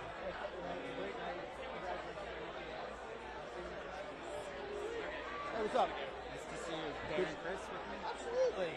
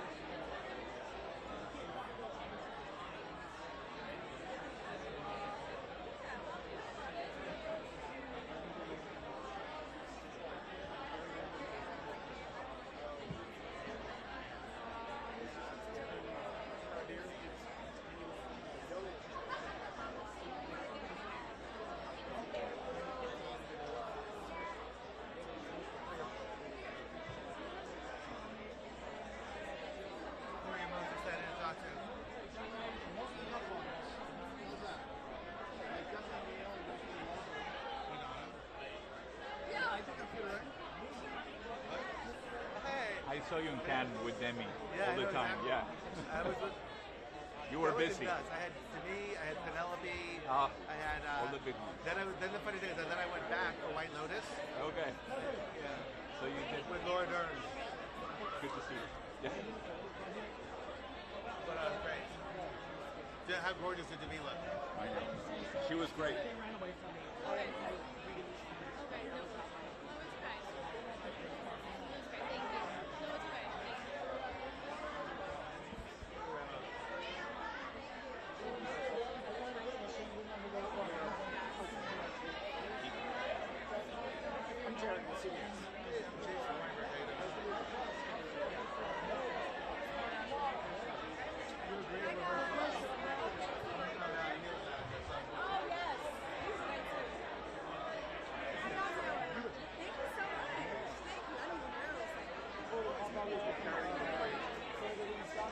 Did you?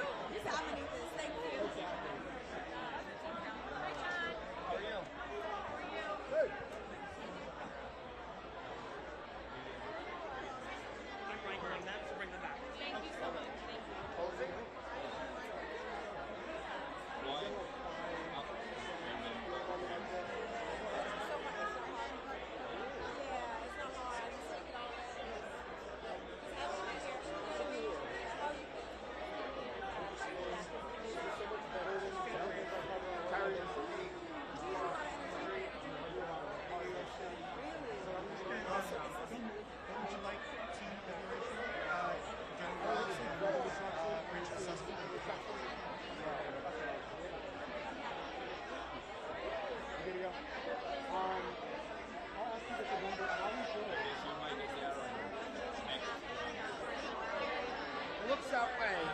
There could very possibly be.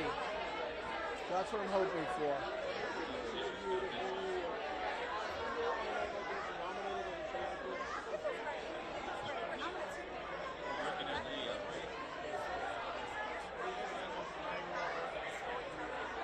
Yeah, I've seen them all.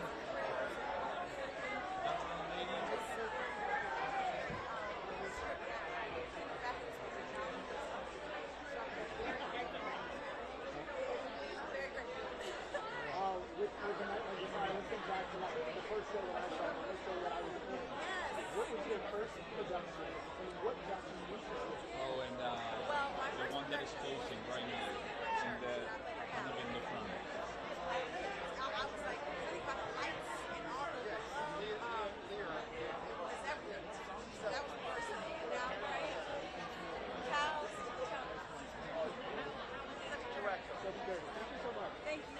He's coming. Thank you. Thank you, guys. Have a good one. Thank you. You see him? Hi, how are you? Good. Very good. Congratulations, first of all. How does this feel? It was amazing. Yeah? Tell me how long it took you to get used to the title. I don't think I'm used to it yet. I think every time someone says it, Tony nominated behind my name, my heart flutters a little bit, so I don't think I'm used to it. Performing tonight, how you feeling? Jitters? No, I'm ready. We're having so much fun. I'm excited to bring the world into what we're doing. It's brilliant. Have a great time tonight. Thank you so much. John, you're missing Leah. I'm not missing anybody. I'm not missing anybody. All right? I'm not going to get everybody. That's an established fact. But I'm going to do my best. Yeah, let's see what happens. I'm just going to step on the train. That was a good move.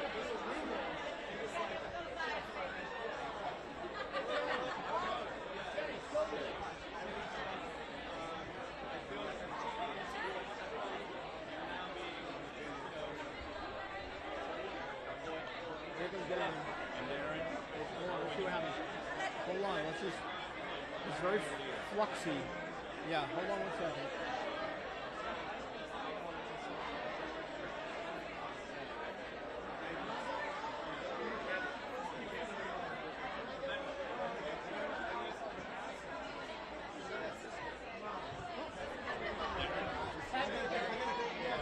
Go over there, hold on. I just got one question. Yeah. What is it?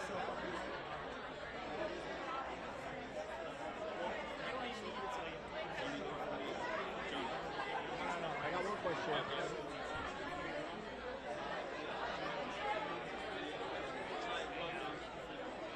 I just told him.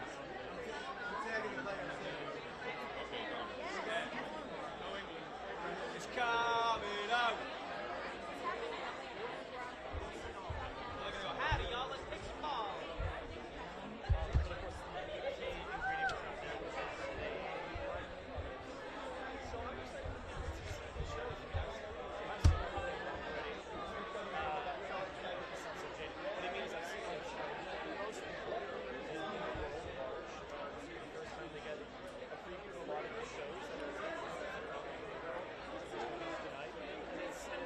Right after.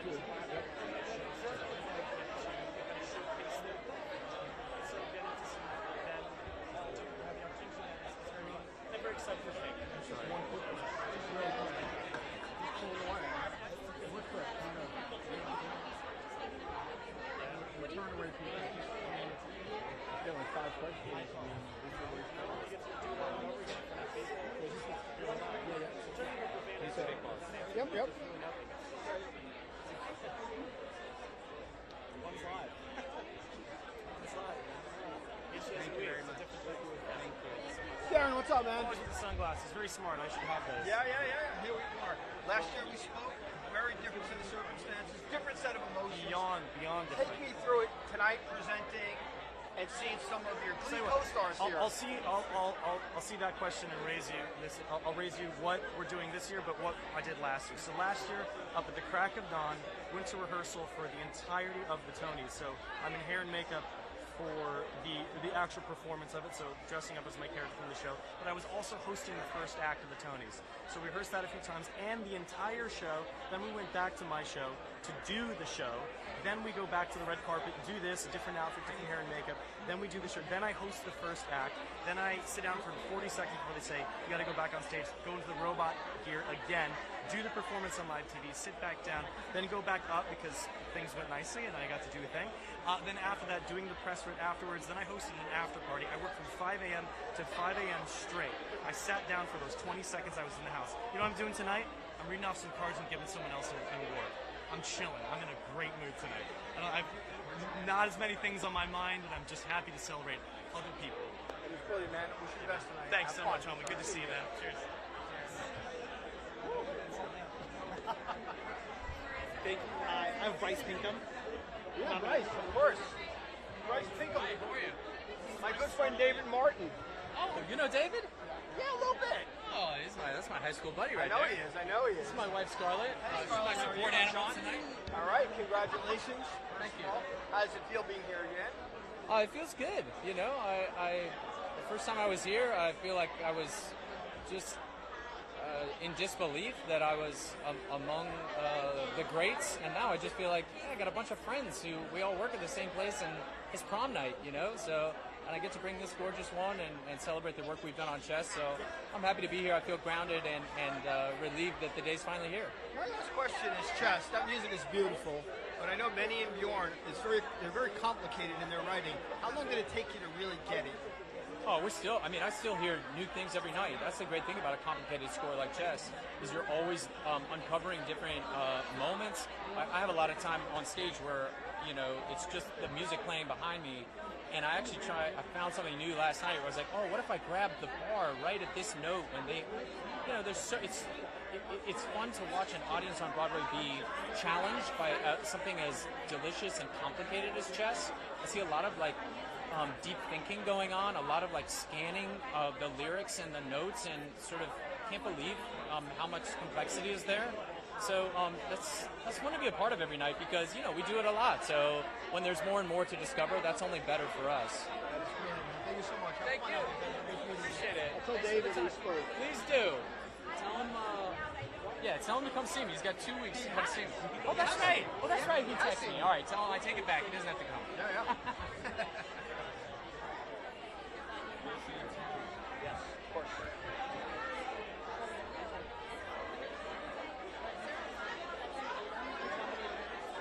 Yeah, right after we finish, we got a whole line of people. Yep.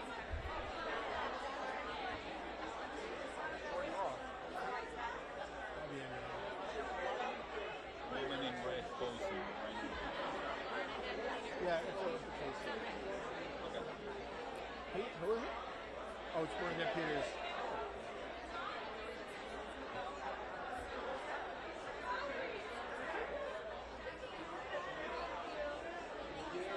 Casey. They pushed me in your friends.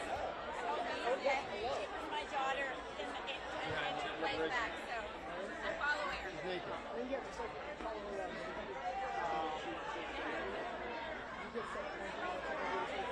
Yeah, we kind of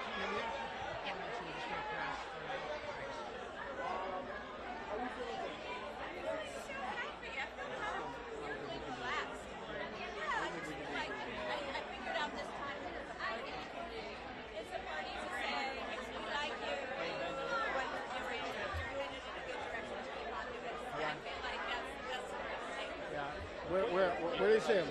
I know. My eyes are always open. Okay. Hey, what's up, man? How you doing? Just wanted to say congratulations. Thank you. I love your performance. How does it feel to be nominated tonight for this incredibly timely revival? It's a dream come true. It feels, it feels absolutely incredible, and also to be a part of this production at this time feels like completely aligned for me. It's wild thinking back to the journey of this show back in 2024 when we didn't know what was happening in terms of who was going to be leading this country, and now a year and a half later, here we are, and we're doing ragtime. And it's as poignant as ever. Thank you so much. Thanks. Well, they're not that fast. It's still closing.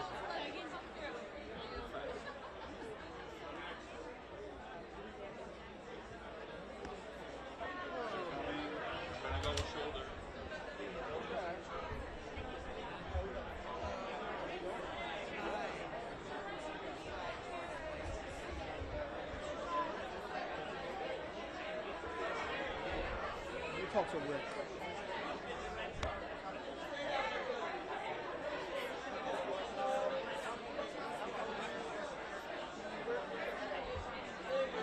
My head is covered. That's on my head. I'm so happy to be here with my husband, who we met 23 years ago here at the Tony Awards. So you never know what you get. An award, a husband. I'll let you go home with anything. Why do you think the Tony is so lovely?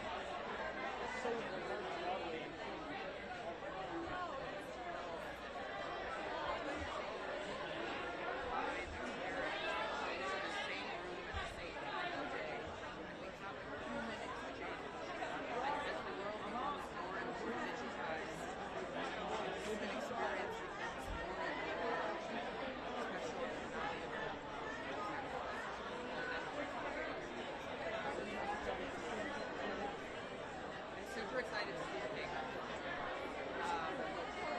And this is like all of these performances they have and celebrating life.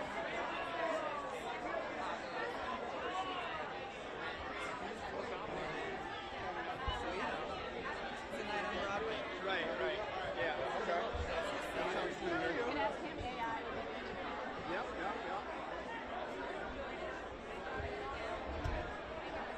I'm just trying to get Rick's attention so that I can definitely have no issue.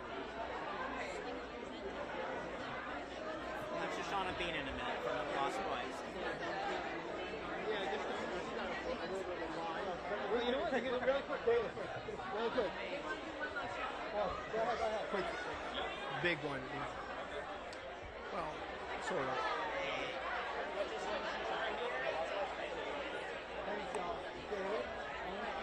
All right. Hey, David, congratulations. Thank you. All right.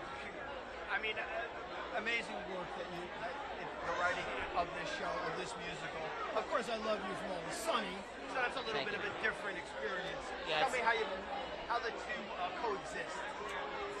Always Sunny is a very different animal from a vampire musical, but we sing in both shows, but this one hopefully hits the heart a little bit more. It's been an amazing experience, and I've tried to use all my storytelling skills I've stolen from and learned from Always Sunny to help where we could here for some of the humor, certainly. The Nightman Cometh, one of the great ones. That's right. I try to learn from Charlie Day and his great musical skills. It's not our first time easing into a song. How does it feel now to be part of this community? It's amazing. You know, I went to drama school. I grew up listening to musicals on the way driving to school. So I grew up watching the Tonys every beginning of every June in Houston, Texas. So it feels like I went off into television, but this is a great return. There's a lot of people I know from back in the day when I lived out here in New York. So seeing people again 30 years later, and it's a real return. And I'm also writing the book with Chris Hope, my college roommate. So we've had a lot of circles of life closing. That's brilliant, man. Wish you best of luck. Thank you so much.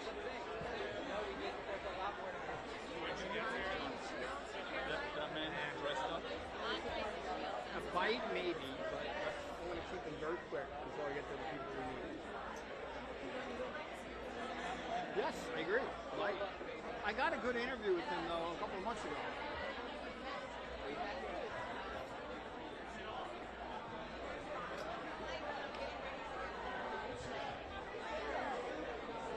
If you want to see crazy theater, watch tonight.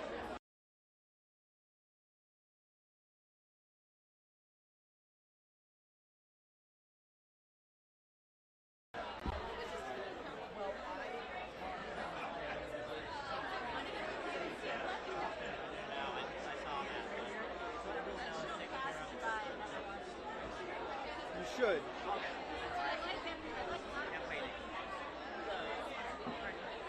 zero PC, which is quite refreshing.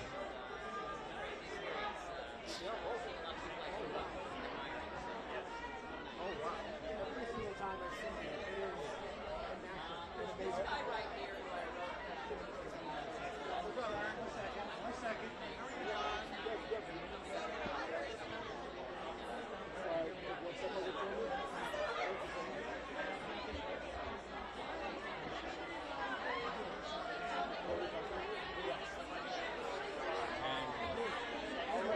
Bill Twiston. Coming up.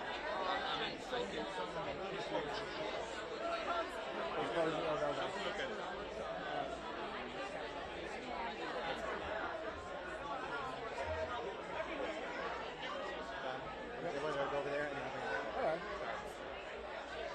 He's coming fast. Yeah, we have to. John, Bill Twiston. All right. You might have to go. What are you saying? What are you saying? Go in. Excuse me?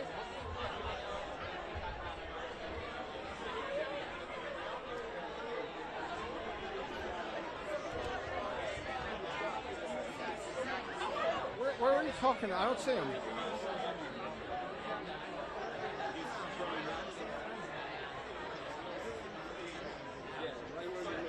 Yeah, I see him all the way over there.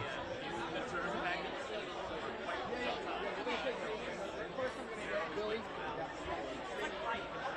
He's waiting for 18. I think he's going to talk. You seen him? Oh, yeah, yeah. She's coming. He went to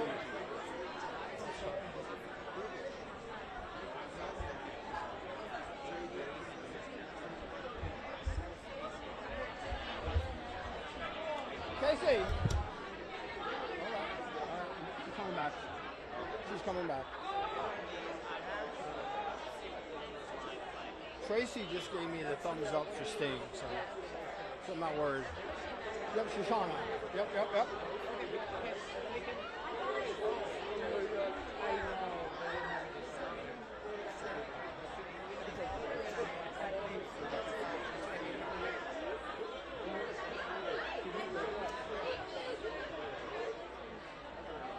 You're going there first, right? Oh, yeah.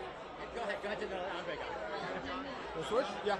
Let's go. Andre, what's up, my friend? Right. Leave it to Andre and the Shield. Bring it to the Tonys. Tell me about what you're wearing first of all. I am wearing royal purple and many different bolts of fabric done for me by my constant designer, Joseph Scafari. Looks amazing. Tell me what it's like to do this version of this Andrew Lloyd Webber classic in such a fresh and innovative way. Well, it's not only fresh, it's revolutionary, because Sir Andrew Lloyd Webber created it initially in the former century, and his mantra was cats now and forever. This is the forever version of cats, because, you know, we opened the cadaver and found some living organs in there that had new information to share with the folks. Also, I want to say this. The actor who created Old Deuteronomy on Broadway is Ken Page. Very good friend of mine. He's now in his own version of the Heaviside Land. But I am now carrying on his legacy, and I like that.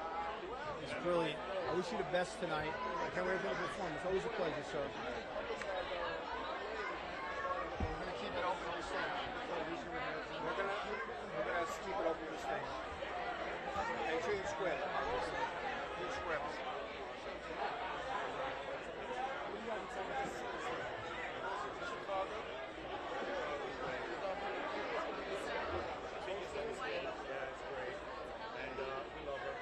What's that? Hey. How you doing? New York is doing great. Guys, it's really warm on here. Where's the air conditioning? I like it.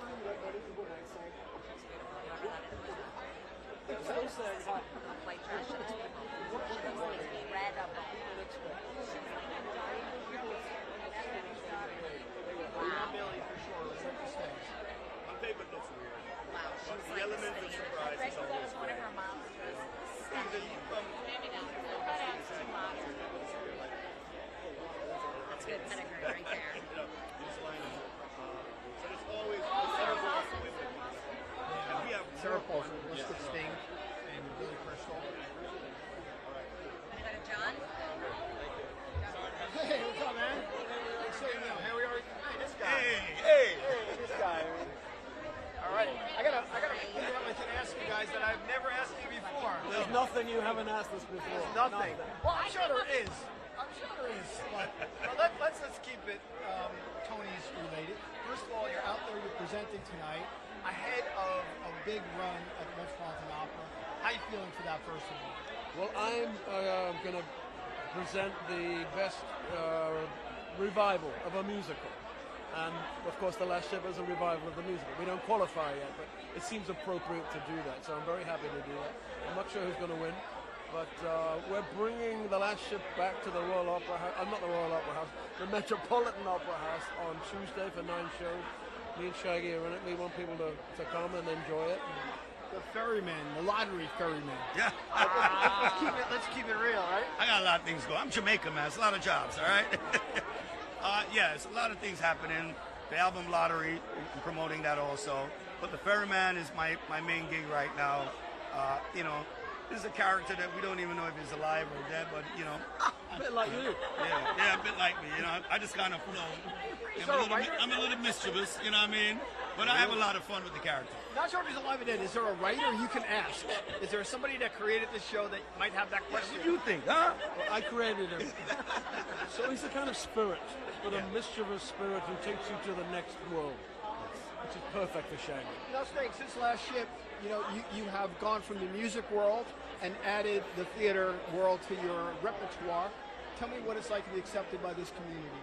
I think you have to work hard to be accepted by this community, and I've been in a couple of productions. I was in the Threepenny Opera in the 80s, then I was on The Last Ship about 10 years ago, so they know I have previous, and I'm serious, so we're here. We're well accepted now. And then my last thing is, what I love about live theater and live performance is it's something AI can never replicate.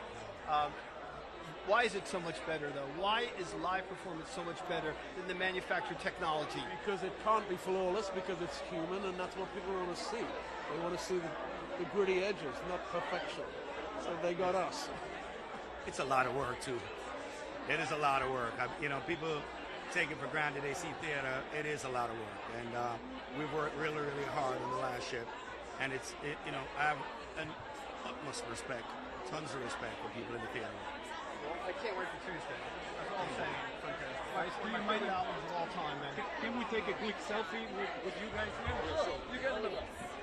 Oh, here we go. Thank you so much. Thank you. Thank you. See you Tuesday. Tuesday. Yeah. You know, We gotta get Aya. We gotta get.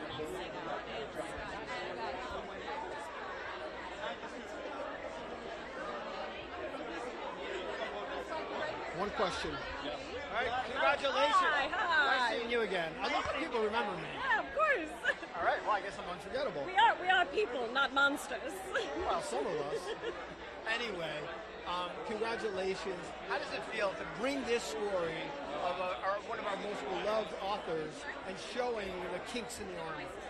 Yeah, I mean, I feel like I might be ruining people's hopes and dreams, but also I think this show teaches us to hold paradox, and we can both love the art and have complicated feelings about the artist.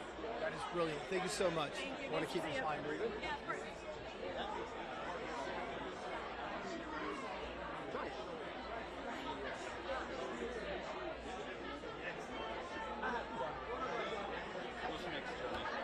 Well, you take a look. Billy, Luke, or John? It's almost like apostles. You're the man. I love it. I love it. It could be this, and it could be Adrian.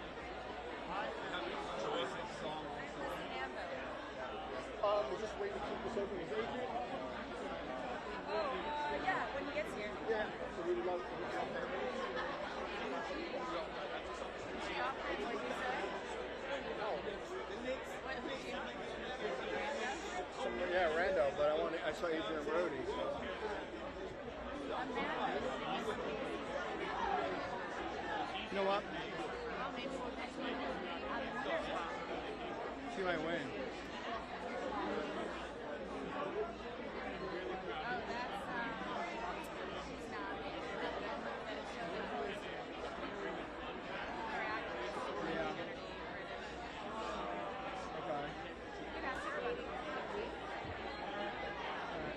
For now, I want to get Billy and Luke Evans.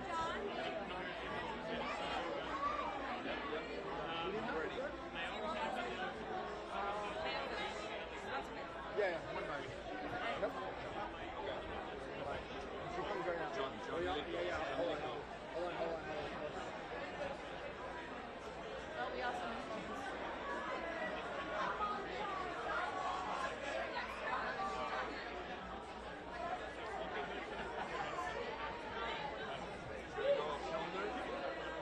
I don't know. Let's see.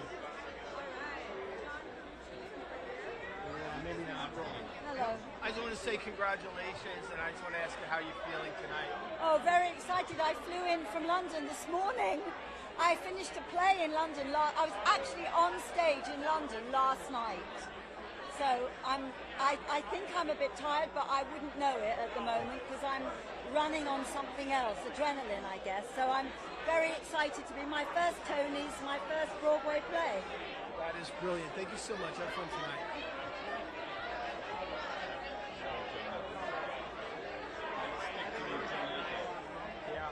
Seeing what's going on. What's up, man? How you doing? Yeah, I know you. Well, I was supposed to know that. Yeah.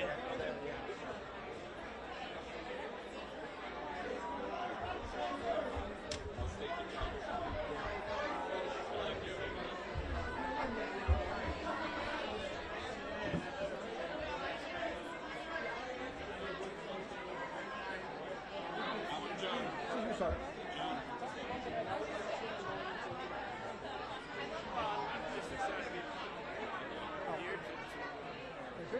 Present some amazing work, this revival, and also to tell everybody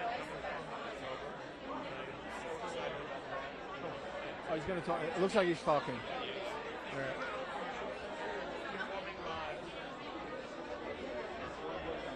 What's that? Yes.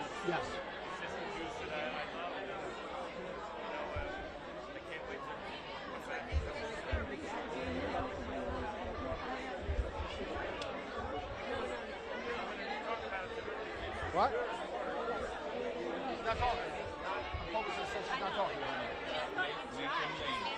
All right. Right now, this, yeah.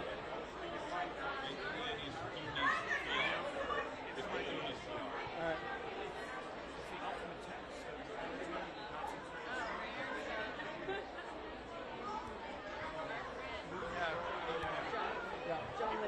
Yes.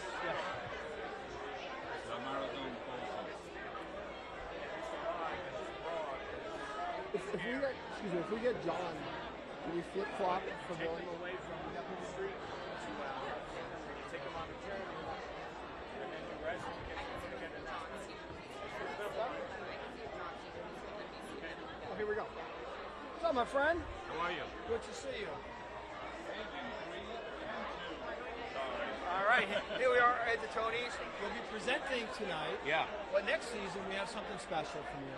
I am coming back with a new show called 860, one-person show. 860 was the address of the home that we lost in the Palisades fires, and it's a story of our 46 years there. And it's joyous, it's very funny, and it's very heartfelt as we go through things, and I take the audience on a journey with us through that almost half a century.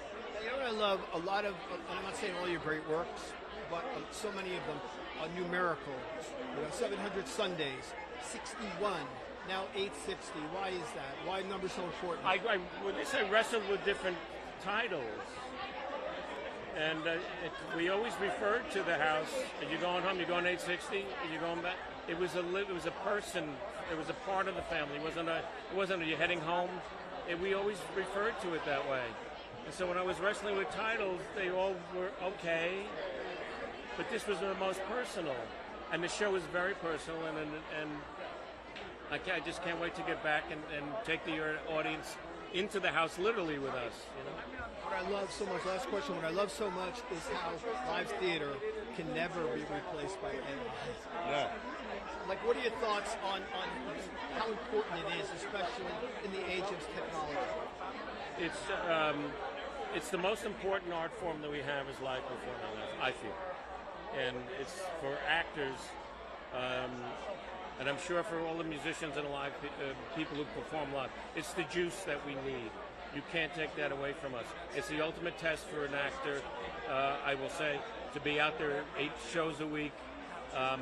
Every audience is a challenge. You have to be at your best and even better. And if you find one new way to say a line or one new then you go home going, oh, what an even better night. But you know, they paid money to come to see you. They've gotten a babysitter. They've made you've got to be at your best, and I love that challenge. Well, I can't wait to see you again. Thank you, man. Always a pleasure.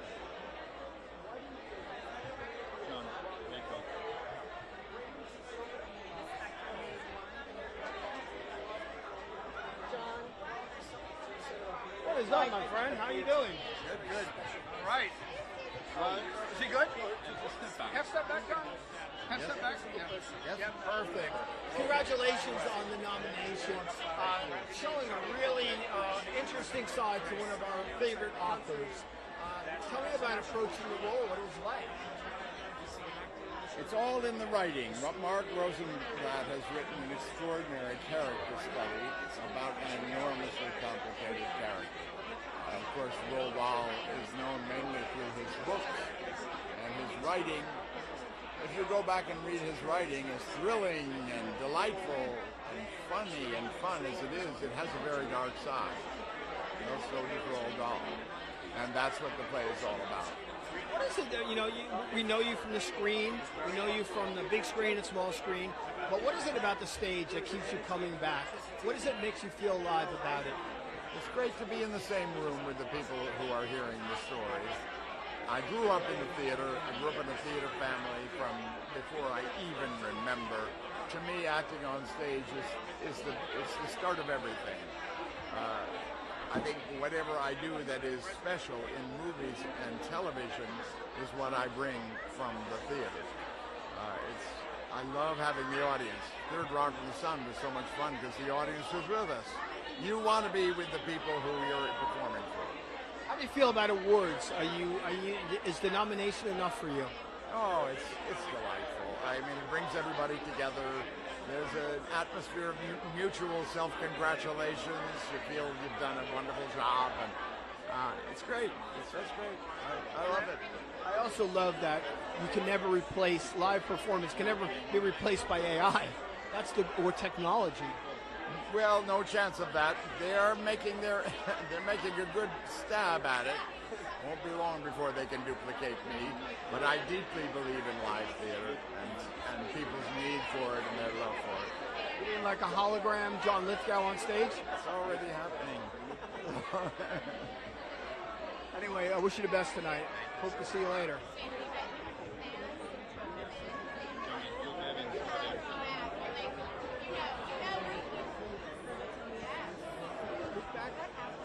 Just one. Yeah, he's very important.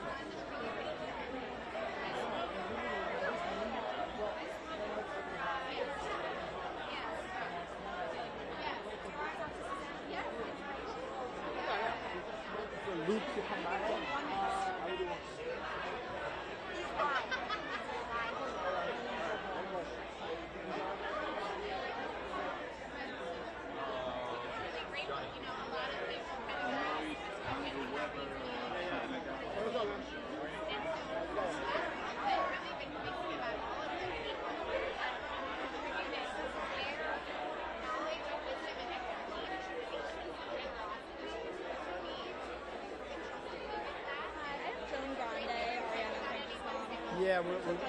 Yeah, yeah, thank you.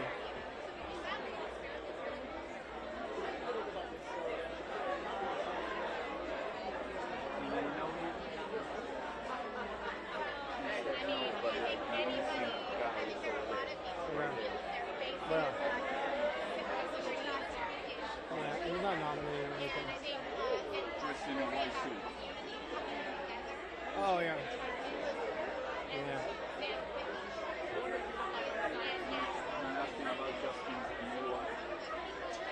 I mean, I just don't want to lose Luke and.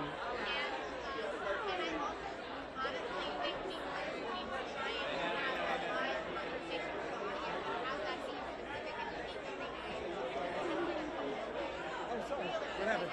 Oh, shit. I didn't know I was going to do it. Sorry, I'm like, oh, what? Did he get the car?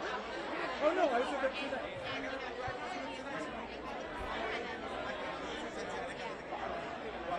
Thank you. Thank you. Hey, how are you? Nice to meet you. Congratulations. Oh, no, we talked at the junket, I think. Yeah. We just see you again. All right. Congratulations. Thank you. How does it feel being here, representing a play that's so important today? Oh, like a total privilege. You know, like the people who came to see the play, who cared about the play, who waited afterwards to talk to us, who would tell me about, you know, the parent that they were estranged from or that they lost, or what it meant to see someone kind of standing up for their rights, what they perceive to be their rights.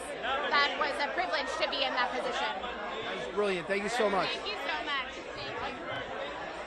ALW. Yes.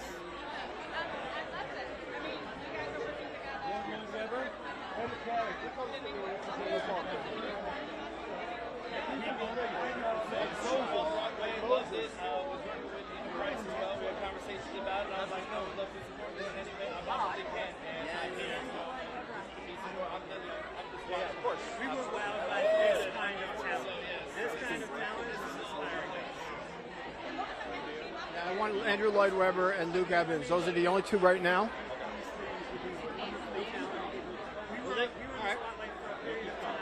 All right. Well, he's gonna bring me.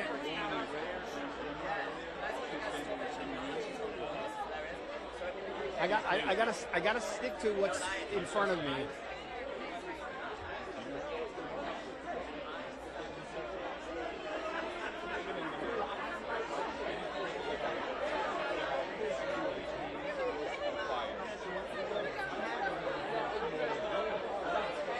Yeah, just nominees and stars right now.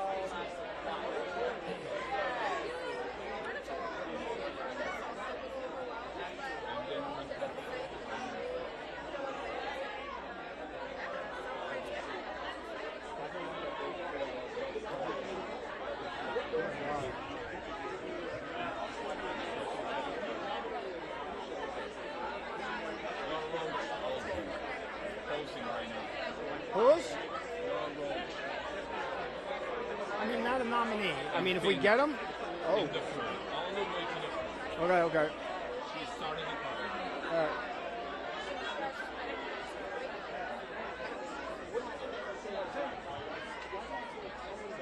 Kate is with family, so I don't think she's going to do it. It's fine.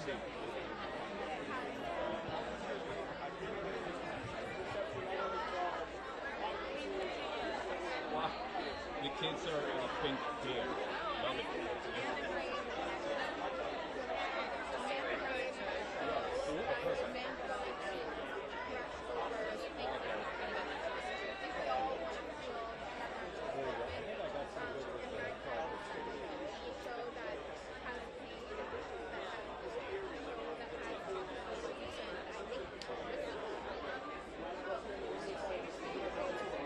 What?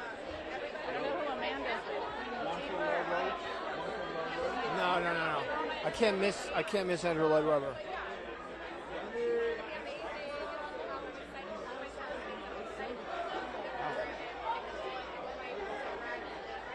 Looking at a documentary.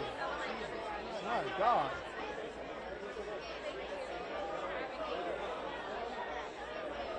The art of the soundbite is lost. I tell you.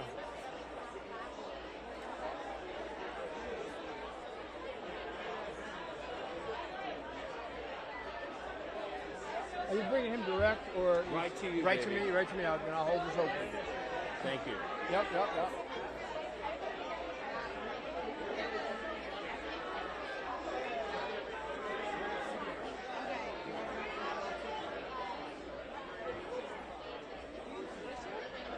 Yeah.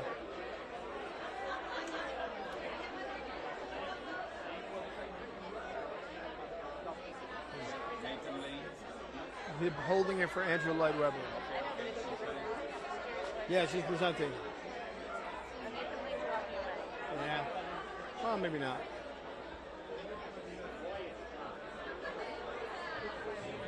All right. Let me just. We're doing this. Yeah. Now, you know what? Let's see.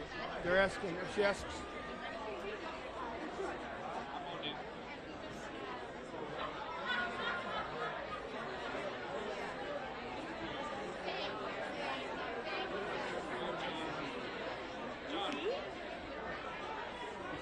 Yeah, that's right. That's fine.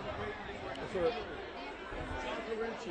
Hey, what's up, sir? Hello, sir. How are you? Very well. It's Very perfect. good. Very, very well. Congratulations again, once again. How does it feel to be here tonight with this incredible reimagining of your show? Well, it's absolutely fantastic because my mind goes back to last year. And if I had actually thought last year when we were here for Sunset that this version, this wonderful version of Cats would even remotely get here, I would have been surprised. And the fact that, it's here at all is just wonderful. I mean, I'm just thrilled for the kids. They're such a joyous bunch. 19 of them never having been on a Broadway stage in their lives, And I mean, for me, that's kind of what Cats is all about. Now, what's interesting is so many of your shows are having major revivals. We're going to see JCS on the West End coming up. We had Sunset last year. We had Cats Jellicle Ball. What is it like to see some of your shows kind of get reimagined? Well, it's great. I mean, Evita's coming this coming season, and I think the one I'm really also very fond of is, because it's not on Broadway, is Masquerade. With the immersive Phantom, because I think that's taking theatre into new areas. I've always wanted to. I mean, when Cats came on originally, it was almost in the round in London, and it was a very new experience for everybody.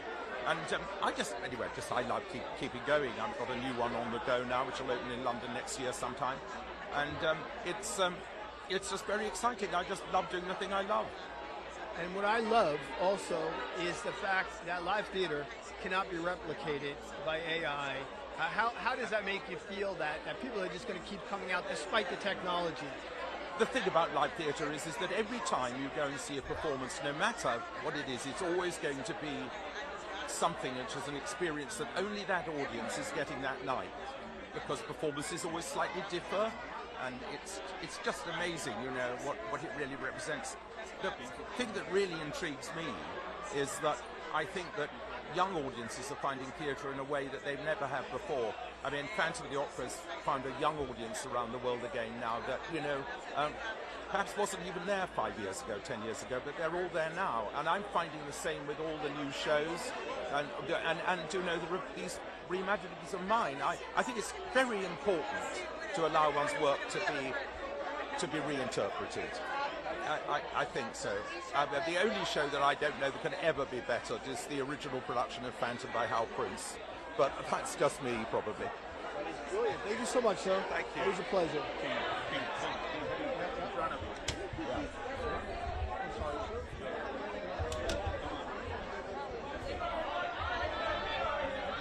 Pink, how are you feeling tonight? Hey, Pink.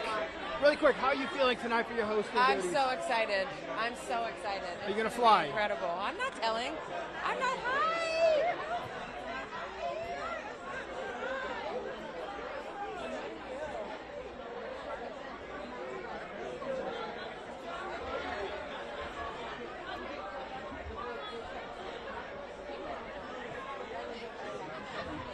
That's all right. Let's grab a soundbite from...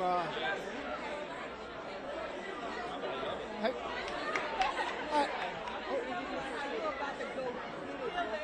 Hey, how are you? Good, how are you? Nice seeing you. Just give us 1 second. I just didn't want to miss getting a soundbite from you. Okay. I saw the show. I feel like it's just gotten deeper. Like, I don't know how, but it's just gotten deeper. Congratulations. How does this feel? Young performer in this incredibly heavy load and handling it. It feels like a blessing. It feels really incredible, and getting to be amongst so many of my peers, it's just so amazing. like trying to like, you know, just not cry because you have all this makeup and hair and everything, but it's so cool to be here. What an amazing cast that you're holding your own with. Tell me about your castmate, Joshua Henry, and the two of you, especially that Wheels of a Dream number, which always gets such a standing ovation. He is an amazing scene partner, and I think both of us I don't know what it was, but I remember when we first sang Wheels of a Dream together in a room. It was for a reading, and it was just like fireworks. And I think everyone in the room felt it. And I think me and Joshua have this deep understanding of what it means to sing this song and who it means, you know, such importance to. And I think we just hold that with so much weight and hold it so dear to us. And we try to make sure that we're, you know, giving that some justice. I'm wishing you the best tonight. I can't wait to see the performance. Thank you so much. Thank you so much. It's good to see you. Neil Patrick Harris, and then right after Adrian Brody and White. I spoke to both of your publishers. I just spoke to them. It was Joe Studi.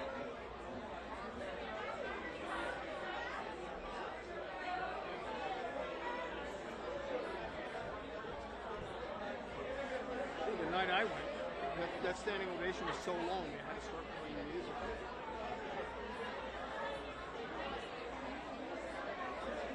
Do we need any of the ones that are here next to the other outlets? Really, I don't see anybody. I don't see anybody That I would need. I mean,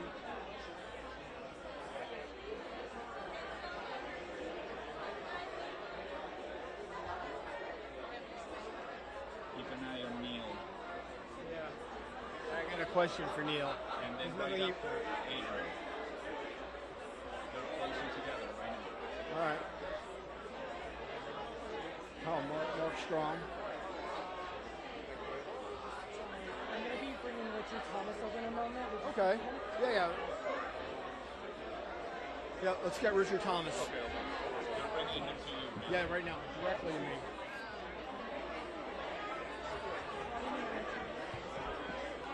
What's up, sir? Hey, how you doing? Good. Nice seeing you again.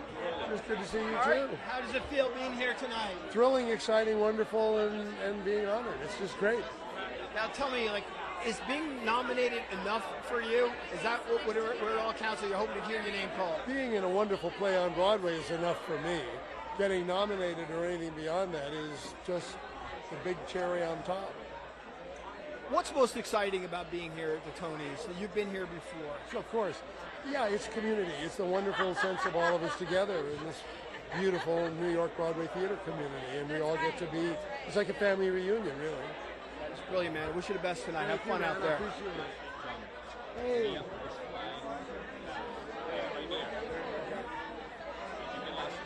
Guys, them. And then right after is Adrian.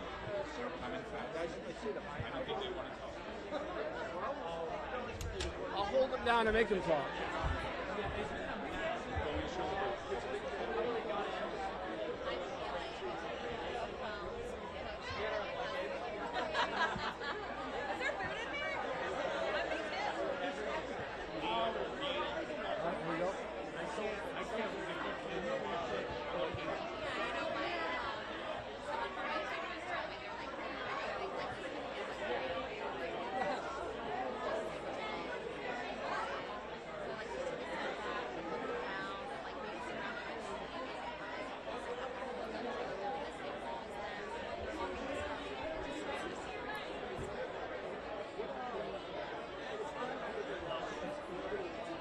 Let's see.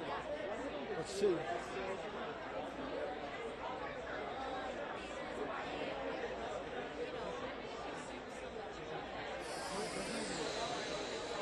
John.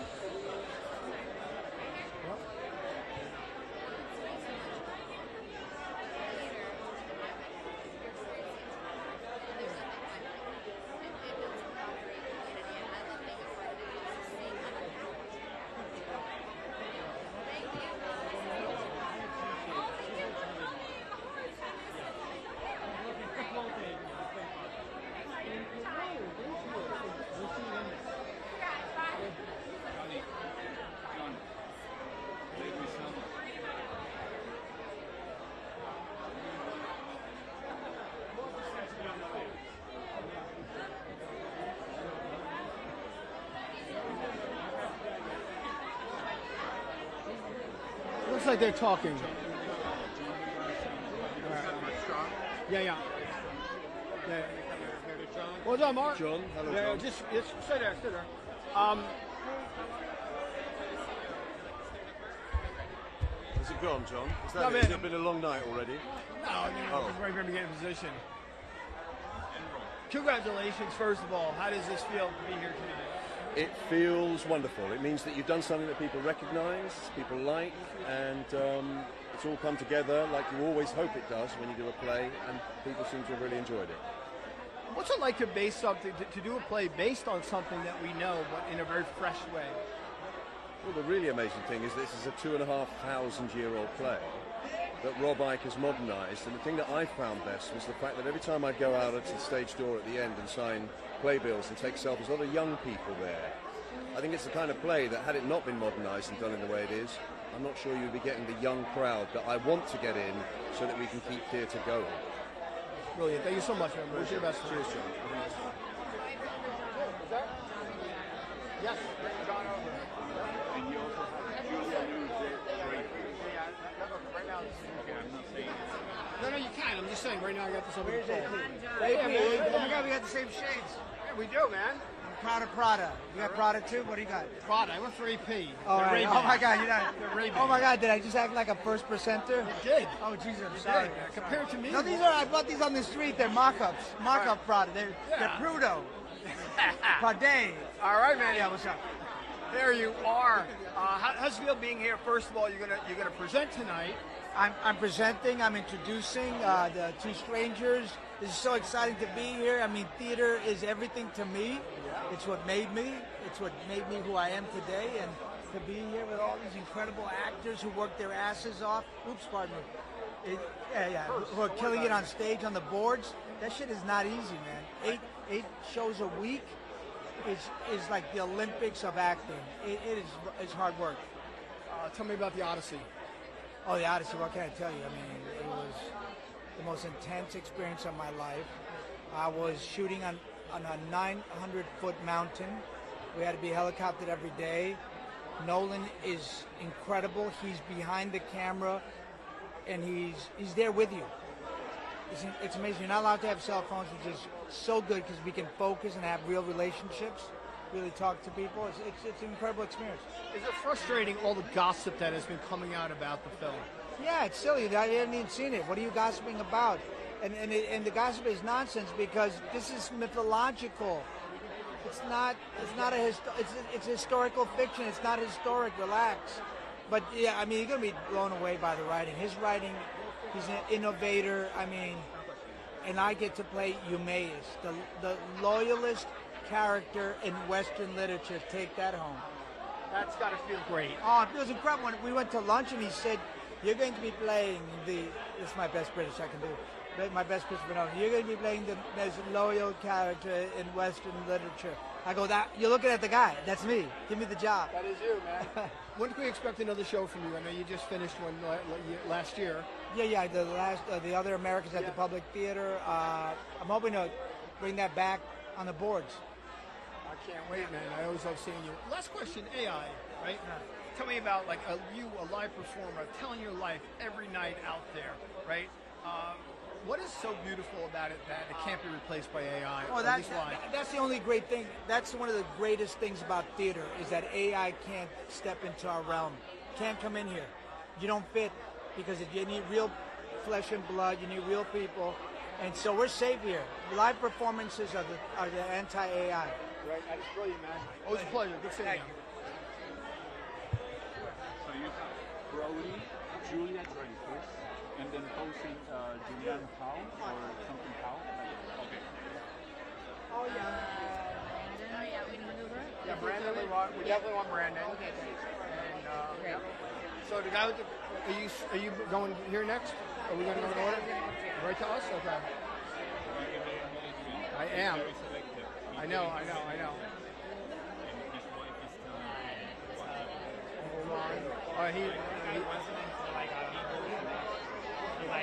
know, but I can't pass up a Best Actor nominee. But at the same time, I want to get both.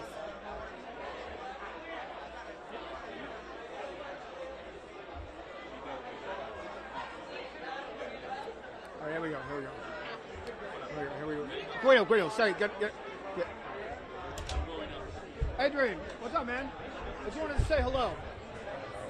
I just wanted to ask you what it feels like to be accepted by this Broadway community after being accepted by the film community so well. Well, I'm very grateful to be a part of this. We've spoken before. I've always yearned to be a part of Broadway, and I started doing theater off Broadway at 12. So, you know, we just did 8 shows. I'm under the weather. I have no voice, but we keep on giving, and I love this community. I love this communion with the audience every night, and it's really special. Thank you so much, man. Queens guy.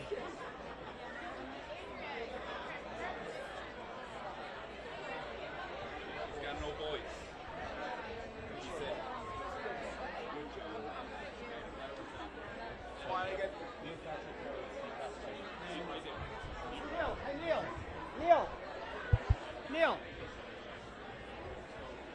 Hey Neil. Oh. he didn't want to.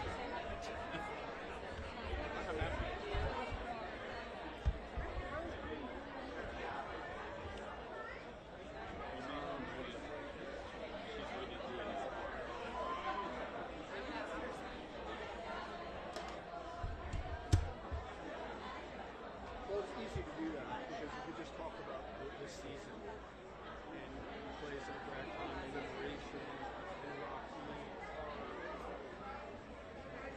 Every time I say Rocky, people are like, Rocky the musical?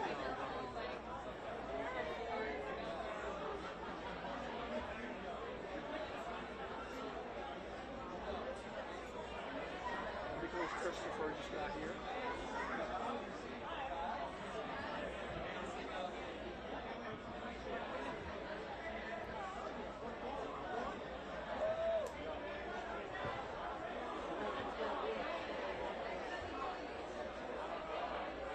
I'll send you all the pictures after.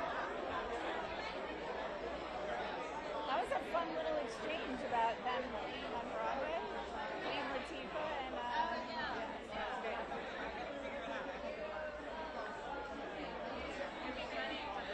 I know, and you had it there. I know.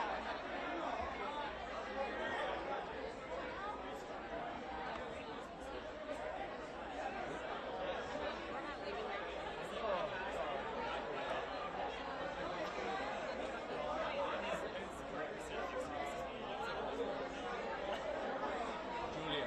You want Julia? Yeah. She's coming. Can you talk to CBS? Which I'm really confused by.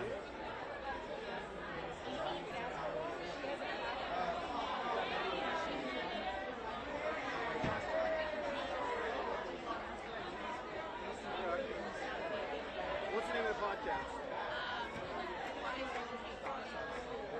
Why is it?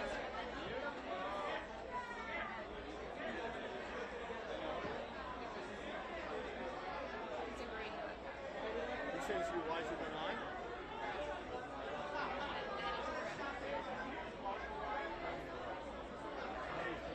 But I guess maybe that's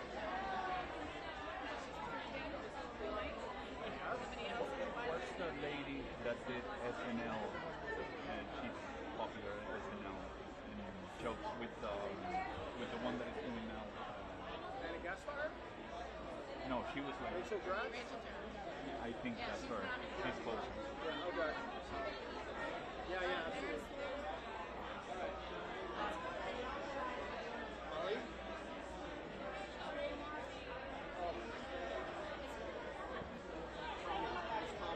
Who's Tommy? So Lisa Goldberg.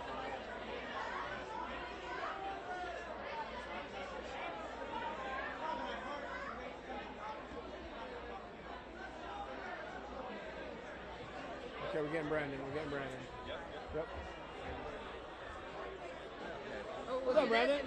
Okay, we'll do this. Sorry. Hi, how are you? Hi, Brandon. Hi, how are you? Yeah. I still have a client who's not here yet. What client? On a guest star. Of course, you want Anna? I mean, if she's Yeah.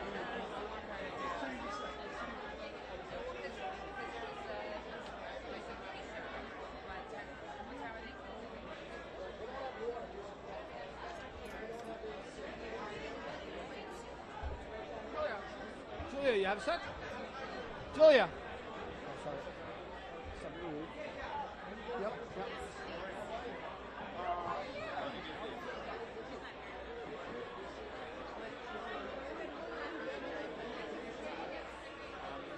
Oh my God! I just put it on fire.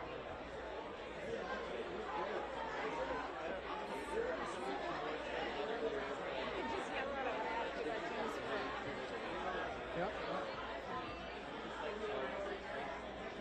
Are you good? Oh, I'm sorry.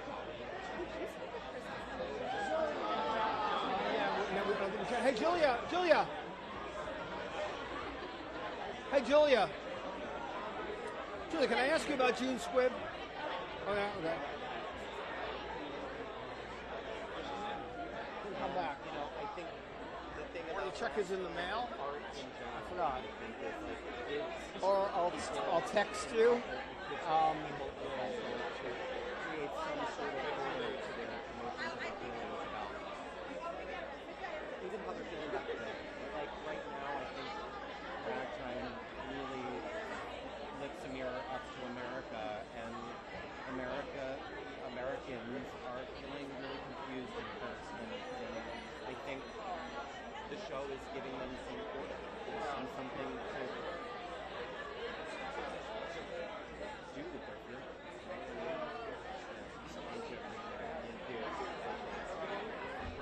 What's up, my friend? Hello. Good to see ya. Nice seeing you. And 3 and 2 and guys, we're rolling. All right, it seems like this is a common thing. We see each other on the Tony's carpet, man. Hey, look. I just do the work, and here we are. I mean, the nomination is great, but to me, the best feat is opening in October and still being here. Isn't that incredible? I mean, I think it just speaks to the thing that we all built together. And it speaks to the show in this moment in time in our country's history. And, you know, I think the thing that has been really, really moving and remarkable about the entire experience and why we are here, I think, having opened a while ago, is people are coming back. And not just like twice. They're coming back 5, 6, 7 times. And I think it just speaks to the urgency of the show right now. Right, because it's for a revival, it is so damn topical. Yeah, it is. Unfortunately, it is. I think that's also it's a wonderful thing that we're here and being celebrated for it. It's also, I think, a devastating thing that it feels so prescient and relevant in 2026, 120 years after it takes place, you know? Well, it's interesting. The last play that you did also is incredibly relevant. Correct. Yeah. I don't know how I end up here. I'm very grateful for it because I'm grateful for it for myself, that I have some place to put my emotions every night about what it means to be an American right now, a Jewish American right now. So, yeah, I'm just really grateful for the opportunity to have some purpose as an artist. Well, you're doing a hell of a job, man. Have fun out there. See you.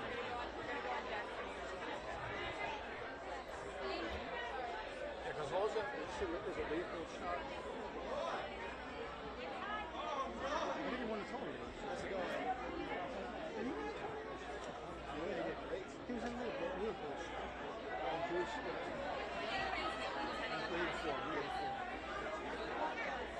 I know, the year's blurred for me.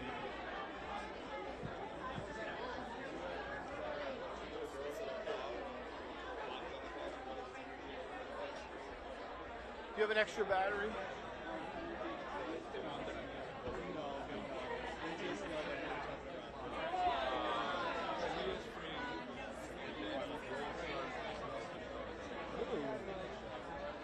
Okay. Sounds good.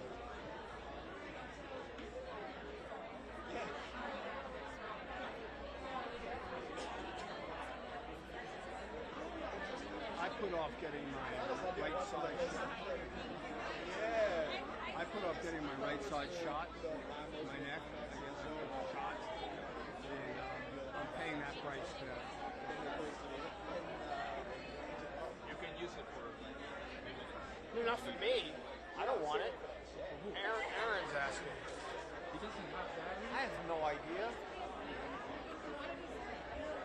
on the text.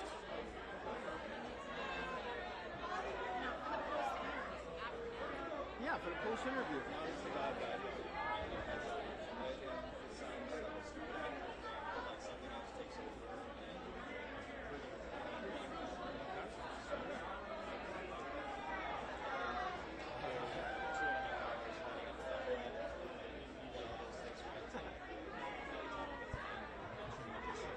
I'll tell you the best thing about being ADHD is that all this noise coming out of me doesn't bother me. But still, yes, I'm saying. Hold on. Yep.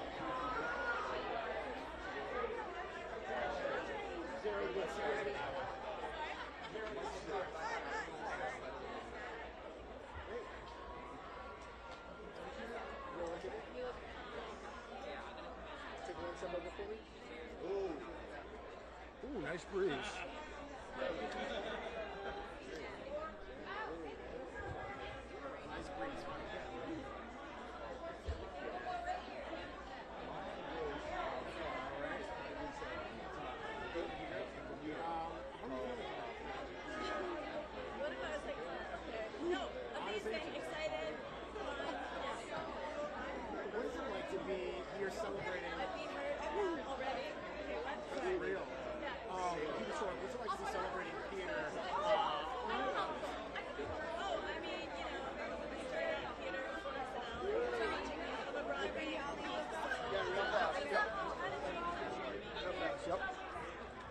Hey, what's up, man?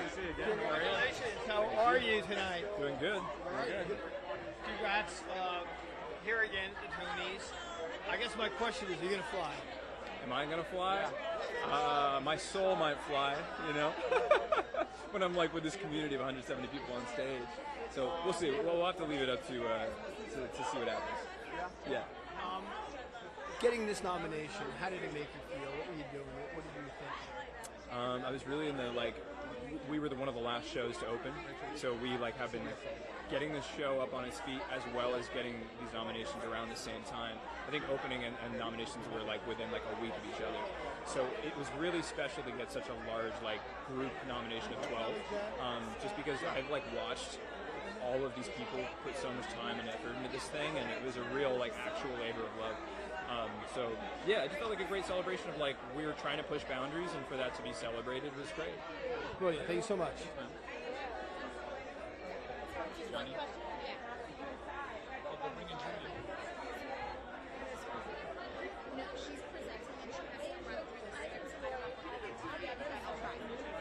So we can get one, right? Yep.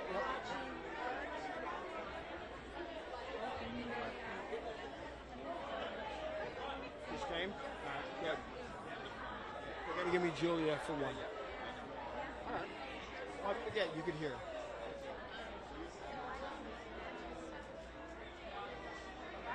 It's good. I asked if he was going to fly. Hello. How are you? Good. How are you? Very good. Very good. So much happening tonight. But one of the most amazing things is June Script. Yes. Tell me about that and how it relates to Wiser Than Me. How old is June Squibb? Do you know off the top of your head? 95. She's 95. Has she been on your show? No, not yet.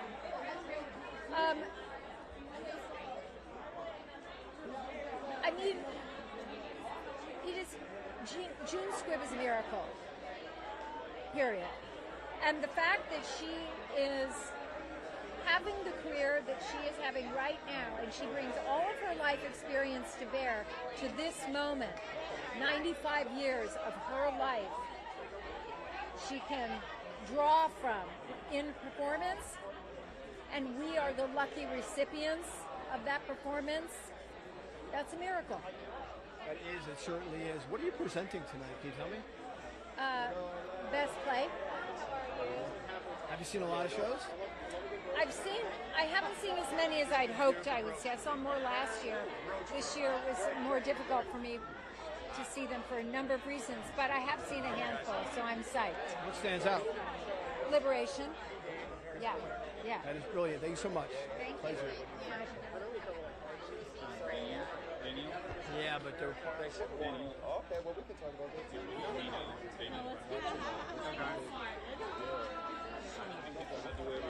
Yeah, probably not.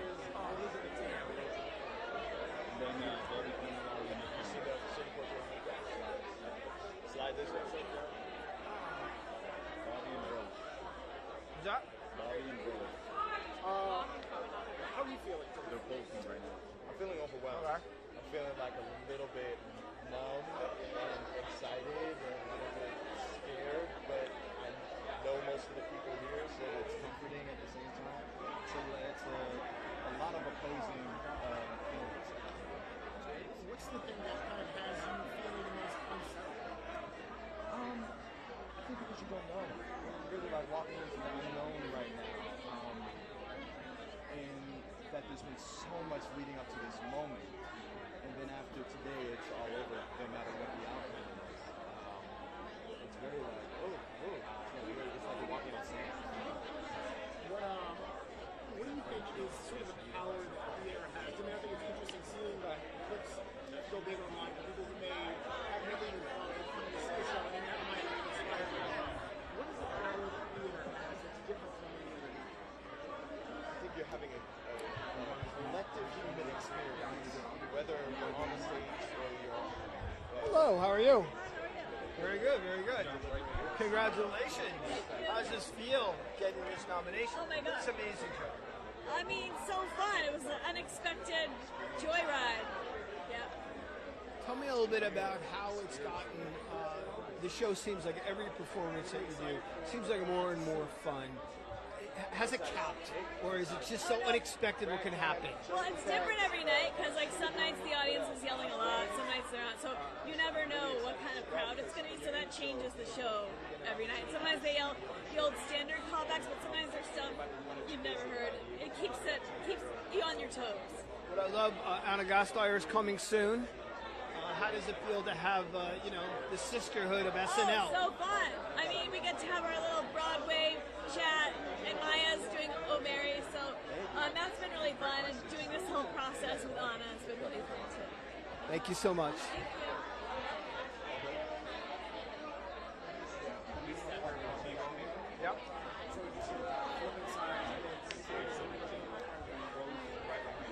Yep, I see them. Yeah.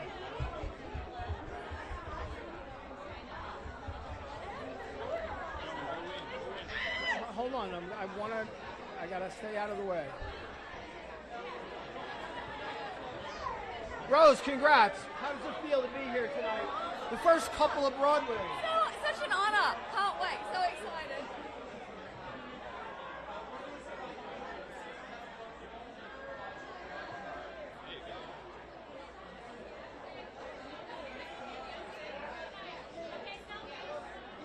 Oh my God. There you go, Brooke.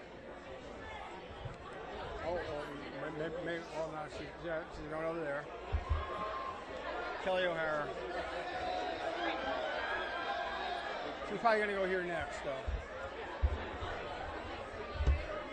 I'll flag her down.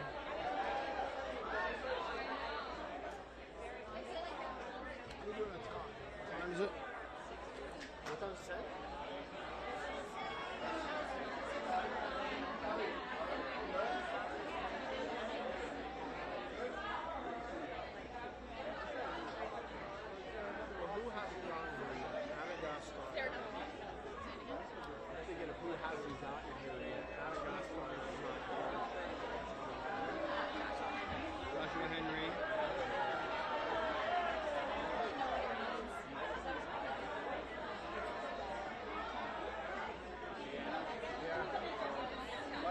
She's not a priority.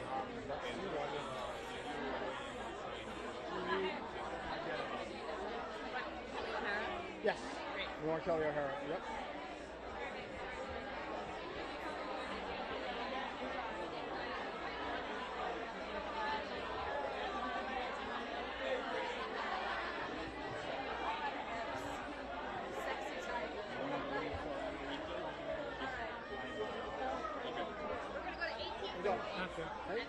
Hi, Kelly. How are you? I'm gonna Brooke. Hi. I wanted to do it. Congratulations. Thank you. Tell me, what occurred to me after seeing the show, which I absolutely loved, is that after a day in this world right now, it must be really great to just get on stage and be able to let loose and bring joy and, like, you know, lightness to the world. Look, I said that from the very beginning. I said, you know, we're not curing cancer right now with the Noel Coward farce. And then I got on the stage and I said, heck, if we can make a couple of people laugh, maybe we are. In a very, very, I don't know, in a way that just, at least for the day, we feel whole and just happy. That makes me feel so purposeful. And just to hear those laughs coming back at me, that heals me somehow in some deep way. So it's been an absolute joy. I love that. And there's a lot of physical comedy and, like, antics. Is it, do you ever kind of, have there been any moments where, like, something has gone wrong and you kind of have to deal, like, with each other in the moment? Every day. Oh, please. This thing was like it just started coming out of the, you know, unspiraling. It has been so much fun just to be so flexible that way, because yesterday Rose's shoe flew off, and so I just kicked mine off and we both lost our shoes. You know, those types of things, and the audience thinks it's all intentional. You know, I fell one day unintentionally and they thought it was hysterical because they thought it was one of the other falls. So I think it's just to be in a show like that is zero focused on perfection and more focused on looseness. For an actor, that is really, really intoxicating. Like, I'll miss this very much. I bet. Okay, and last question. We're talking about AI, and I feel like the theater is the one place that can never, you know, AI is never going to replace live theater. What do you think about that? Look, I am a live performer. I've done that my whole life. I take great pride in that. I need the audience just as much as, you know, they want to come see us perform. I feel like I don't use it as much. It's not in my life as much. It's not going anywhere. I tell my kids, look, just make sure it's always in the assistant position. It will never run your life. You will make all the CEO decisions. It will never run my life. And the fact that I have chosen, or theater's chosen me for my life, makes me feel like I'm just right in the pocket of where I want to be in a future with AI. Love it. Thank you so much. Have a great time. Lily Rabe. Yeah, Lily Rabe we're getting right now. Lily, how are you? Very good. Good right there. All right. Big night tonight. What are you presenting? Is it? I'm not allowed to say what I'm presenting. Yeah, best play. Best play. So have you seen a lot of theater? I know you're a big theater goer. I am. Doing some stuff. Yes, I'm a big theater goer. It's a family affair. It's a family affair. I just moved back to New York in September. I was living in LA for a while. I'm back. So I have been nonstop, just drinking it in, seeing everything I possibly can, and it's my favorite thing to do. If I'm not on stage, it's to go watch. The last thing I saw you that was so impressive was Shrinking. Thanks. Are you coming back for season 4? Yeah. I'll always be Harrison's daughter. What is that? The chemistry on that cast. Yeah. The reason I love watching the show is it feels so close. It's is that real. how it is in real life? Yes, that's very real. And I think that coming in from the outside, I can really attest to that chemistry being real. And I think it's Bill Lawrence. I think he just creates these worlds for people where they feel really safe and there's so much joy. Yeah, it's the real deal. Now, my last question is on technology, and you know, your art form when you're on stage cannot be replicated by AI. So why is it so important to see live performance today? Oh gosh. Well, I mean, there is, to me as an artist, there's nothing more thrilling than seeing live performance. It's ephemeral. It goes away. You have to hold it in your heart and in your sort of bone marrow. And yeah, I think we have a responsibility to keep doing that. And also, it's an incredibly joyful thing to do. That is brilliant. Thank you so much. Always a pleasure. Right there. Okay. Yeah. Well, I'm going to see if she comes over. She's not nominated, so she might not talk. Yep.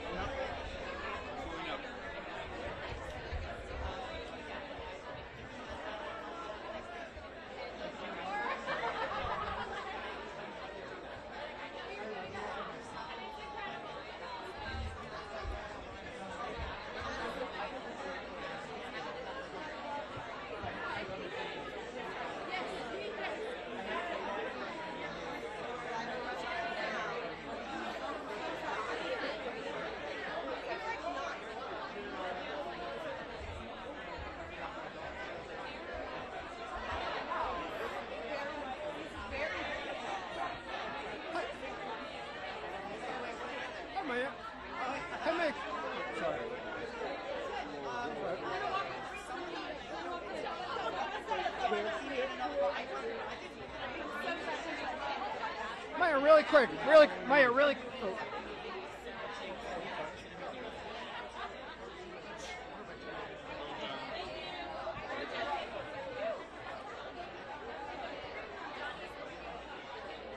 That's fine. You try your best. Thank you for that. Hey, what's up, man? You're gonna release Daniel. He's bringing us Daniel.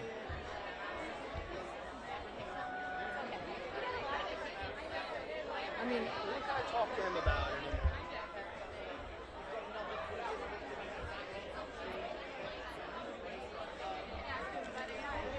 yes. I know Willie Ray talked a little bit about shrinking. Oh, Rachel said that. It's coming fast.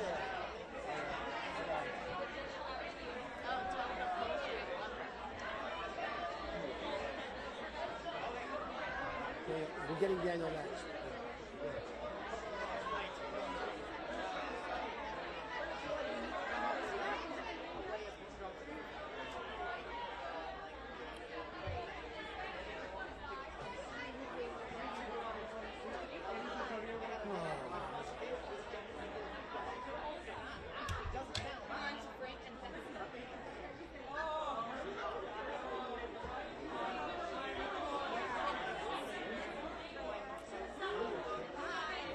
Hey, what's up, man? Hey, covering Sarah by actor? I know you Daniel. Yeah, absolutely.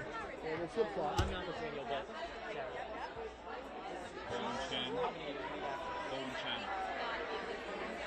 Let's see him. I know you meant though. Well, he's bringing Daniel next. I'm leaving this open for Daniel. Yeah.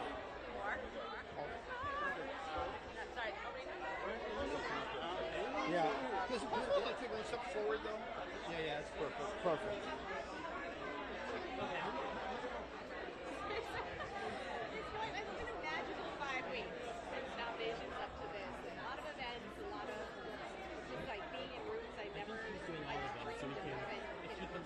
Yeah, what I'm saying is really cool people. Yeah.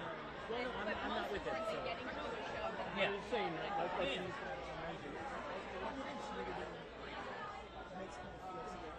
Because it's not charity, it's not, I think it's sincere.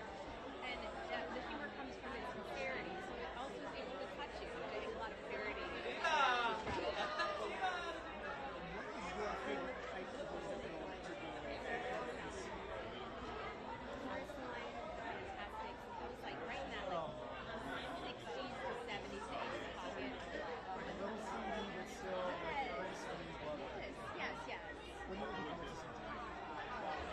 Other shows before, because being in a show you're not able to see the other shows before, so I can't wait to see numbers from the other shows. What can you tell me? I can't see them. But it's going to be great. Oh my God, these guys make documentaries. But it's going to be a celebration of leading lady. That was the only one I heard.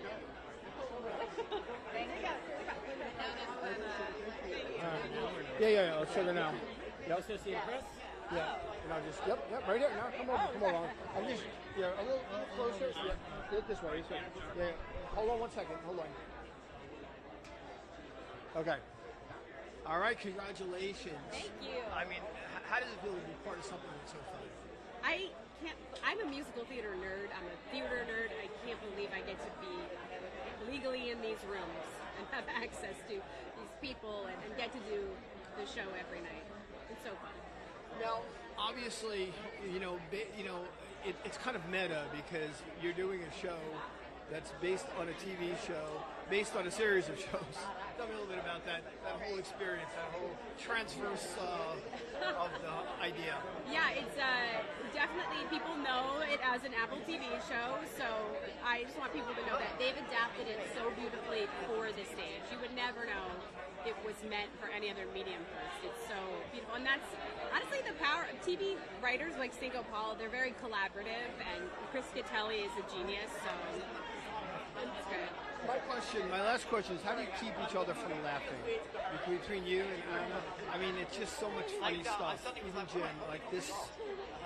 How do we keep ourselves from laughing? We don't. At each other. Oh, no, we don't. We break all the time. All the time. Yeah. I did it this afternoon. Because, yeah. Anna did something yesterday that I won't repeat, but it was so funny. And all of us on stage just cracked up. What's the funniest thing you ever did? That I ever did? You screwed up in Shmigadoon. Oh, I have yet to drop a line ever, but Alex Brightman has a room to improvise one line every night, and he gets me once in a while. He gets me. Yeah. That sounds like Alex. Yes, that is very Alex Brightman, and I couldn't ask for a better partner on stage, truly. Well, you have fun tonight. Thank you. Thank you.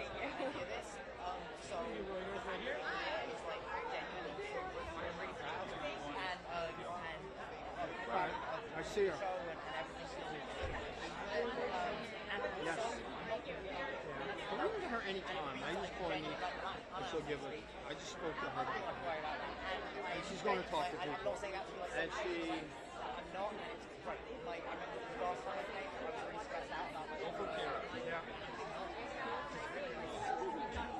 Yeah.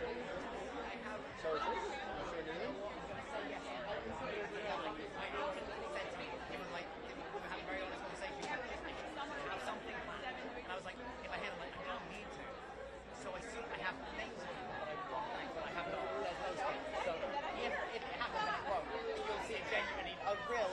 I'm going to tell David Martin to check the footage. I like your glorious finding glasses. Why?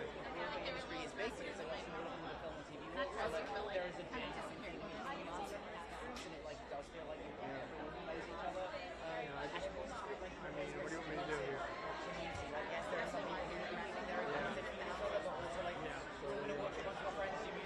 We'll get care of because the order works out. So yeah, and also I think the fact that they have the musical ones, which makes it very my career does not necessitate any visits to the Grammys, so this is the only show I get where there's tops. And my last question, there are so many shows that have such big names that reach beyond I was like,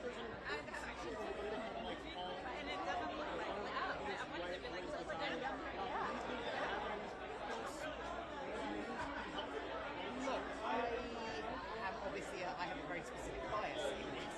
I feel like when I was first coming to Broadway, there was a real debate about whether celebrities and famous movie actors coming was a good thing or not. I feel like it's, in a way, it feels like it's case by case. I feel like there are times that people really want to do it, and they want to work hard, and they want to do 8 shows a week, and they want to be a part of it. Then absolutely, I feel like anybody. I feel like Broadway, in my experience of it, has been very welcoming to anyone who wants to work hard. And so I think coming with an attitude of you come in with an attitude of I'm from movies, what is all this? And people are going to hate you, and rightly so. You come in with just want to work hard and make a good show. I feel like go back. No, not King. No worries, thank you very much. Thank you so much. Thank you very much. Thank you.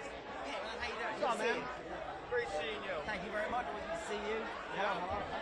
It's funny, I was talking, I've been doing it, Tony, like my 18th or 19th. My God. And one of my first ones was right before you did Equus. Whoa, okay, wow. That's so crazy that was that long ago. When you were saying that, I was like, that can't be right, but it is. Yeah, wow. Yeah, it is. Here we are, nominated. Congratulations, first of all. And also, congratulations for not having to do a matinee today. Baby, this is the way to do it. The last time I did the Tonys and where I was doing Merrily, and we had the rehearsal in the morning, and then the matinee, and then the show, that was a long day. Doing it when you're not in your show anymore, this is the way to go. What is it about the Tonys that brings out, or in theater itself, that brings out the most in you? Because we know you from another role, and yet you've made theater, you made the stage your own. I mean, I genuinely don't think there's ever been a play or a musical that I've done where I haven't walked away from it being a better actor and a better performer. I feel like it's actually been the making of me as an actor, and I feel so lucky to have had so many opportunities to do it. Doing Equus and doing How to Succeed were huge milestones for me in my life and career. So I'll come back to theatre for as long as it will have me. Now, what's great about the theatre is it's one of the things that AI can't replace. How important is that? I mean, I genuinely, there was something about doing the show we were doing this year, which was was really about like human connection and about finding connection with the audience and me every night, and it really did feel like I know everyone's scared about AI, everyone's talking about it, I don't want to, you know, beat a dead horse, but it did feel really like nice to be doing something where you're like, computers can't do this. This needs all of us to be doing it. So yeah, that was really cool. Beat a dead horse. We talking about Equus? Yeah, sorry. It's an inadvertent Equus pun. Just kidding. Oh yeah, World Cup. Tell me what your thoughts are on World Cup. Are you going to? I've just heard they've expanded it from 32 to 48 teams. Is that true? That's nuts. Like, I just heard about that the other day, and I was like, why? Was anybody asking for that? Oh, hey, look, I'm going to be supporting England, obviously, and I don't, you know, historically that's been a really rough road. We have done pretty well in the last few, so you know what? Who knows? I'll be optimistic. Can't forget Hand of God, right? No, you never, never forget Hand of God. Take care, man. Good seeing you. Take care.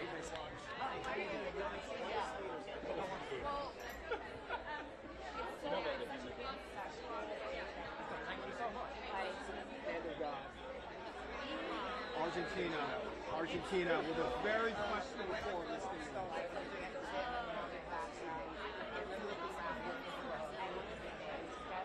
Yeah. With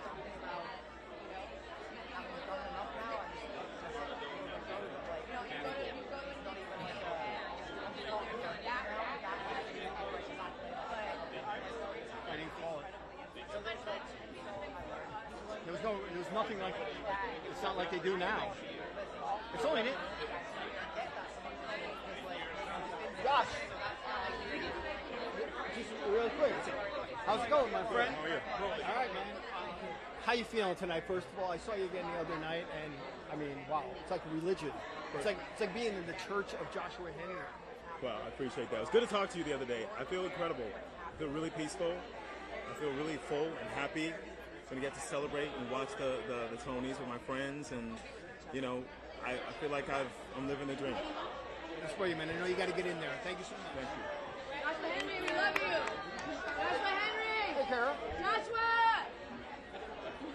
Hey, how you doing? Good seeing you. Good to see you too. Hi. How are you? Good, You're having a sick year. It's a crazy year. Every time I get on this red carpet, I have like the most like dry mouth, but it's okay. I'll be right. And here you are, again walking the Tonys red carpet, being at the Tonys. So much going on this year. Tell me about that whirlwind in your life.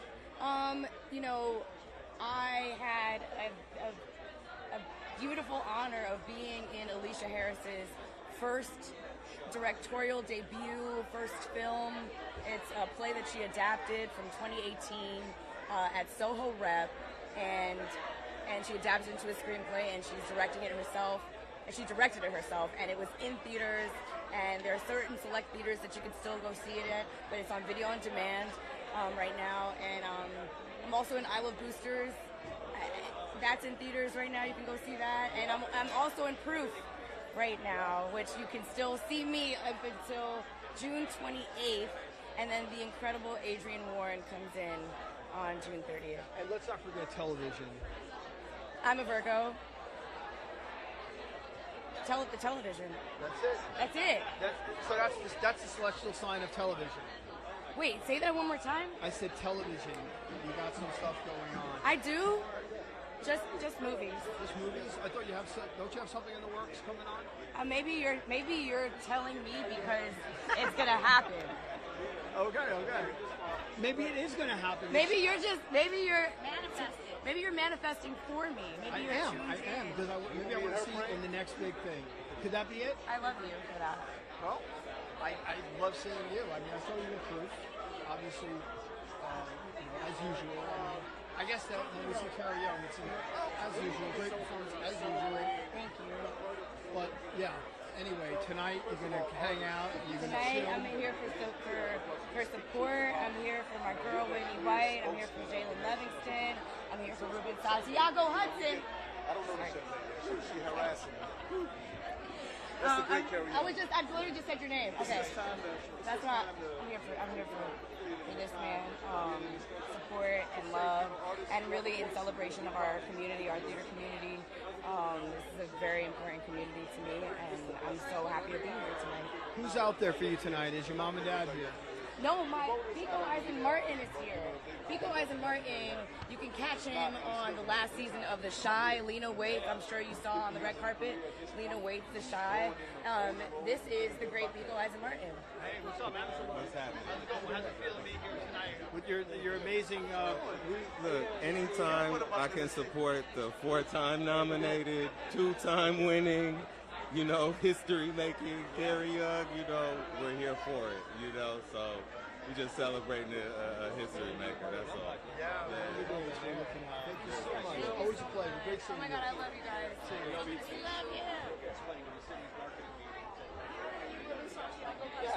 Yeah. You got lots of credentials. Yeah. Yep. Means I have lots of work ahead of me. On your right? Yep.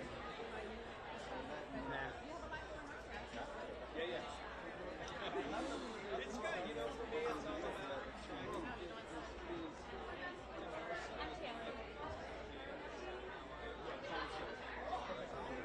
it's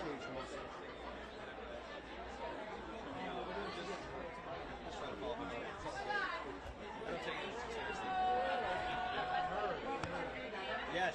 Yeah, I'm going to go to, unfortunately, my wife is Polish, so when and they're not in it, so that's a drag. Hey, Ribbon, how's it going? How you doing? I'm going to go to, Yep. Okay, come next to the camera. Yeah. I'm next to it. Spent a lot of time in the UK, so I'm excited. Thought that was a little closer. All right, here we are. Big night. How does it feel to be here celebrating all these shows? It feels great to be here. I'm seeing a lot of friends. I'm seeing a lot of artists that I really enjoy their work, and then I'm amongst them. I'm one of the nominees, so I just know how blessed I am, and I'm very, very grateful. How does it feel like, to actually to keep August Wilson alive, and what we're doing here, like his word, his incredible storytelling ability. How important is it to get the recognition from the Tonys, not just for yourself, but also for what he's been able to do? Well, August Wilson is clearly one of the most dynamic and profound writers of the 20th century, if not the most dynamic, with his 10-play canon. And for me to grow from being the youngest guy in the room to now being the old sage in the room is a tremendous honor to more than just to celebrate him, but to also be an advocate for him, an ambassador for his work. It's the greatest feeling in the world for an artist. That is brilliant, man. Thank you so much. Thank you. Good seeing you. That's it, I think. Oh, the rib cage, man. They wrapped in the photo. That's fine.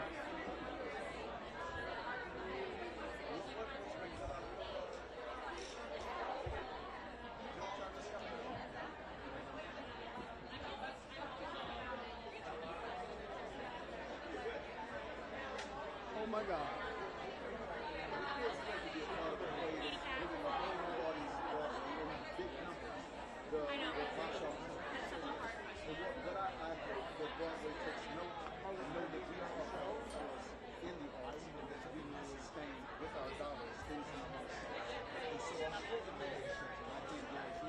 Hey, we're not done though.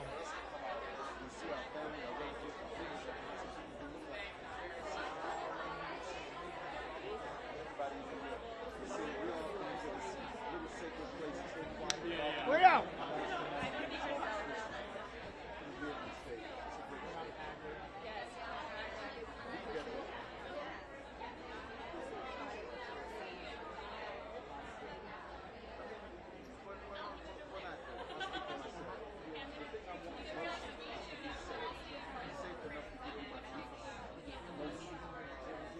We're not done.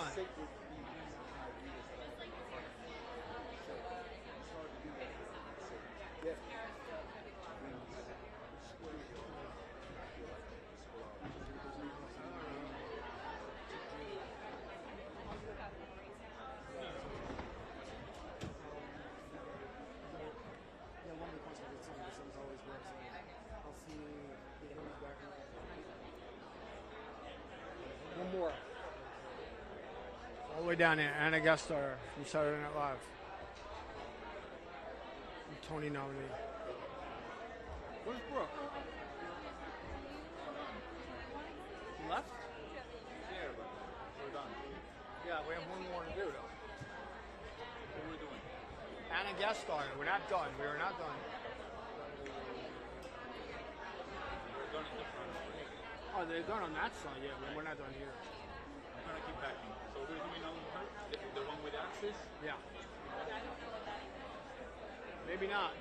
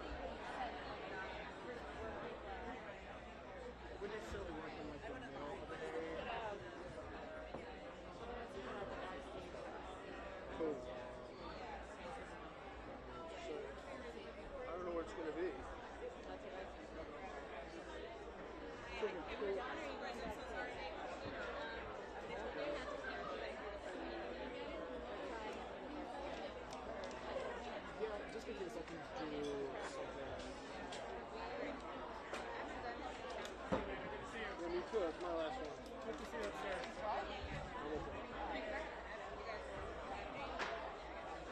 Yeah, I don't know.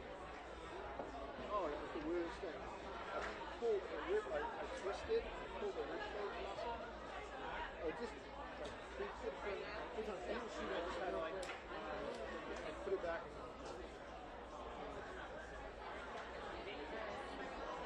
I think it's something like,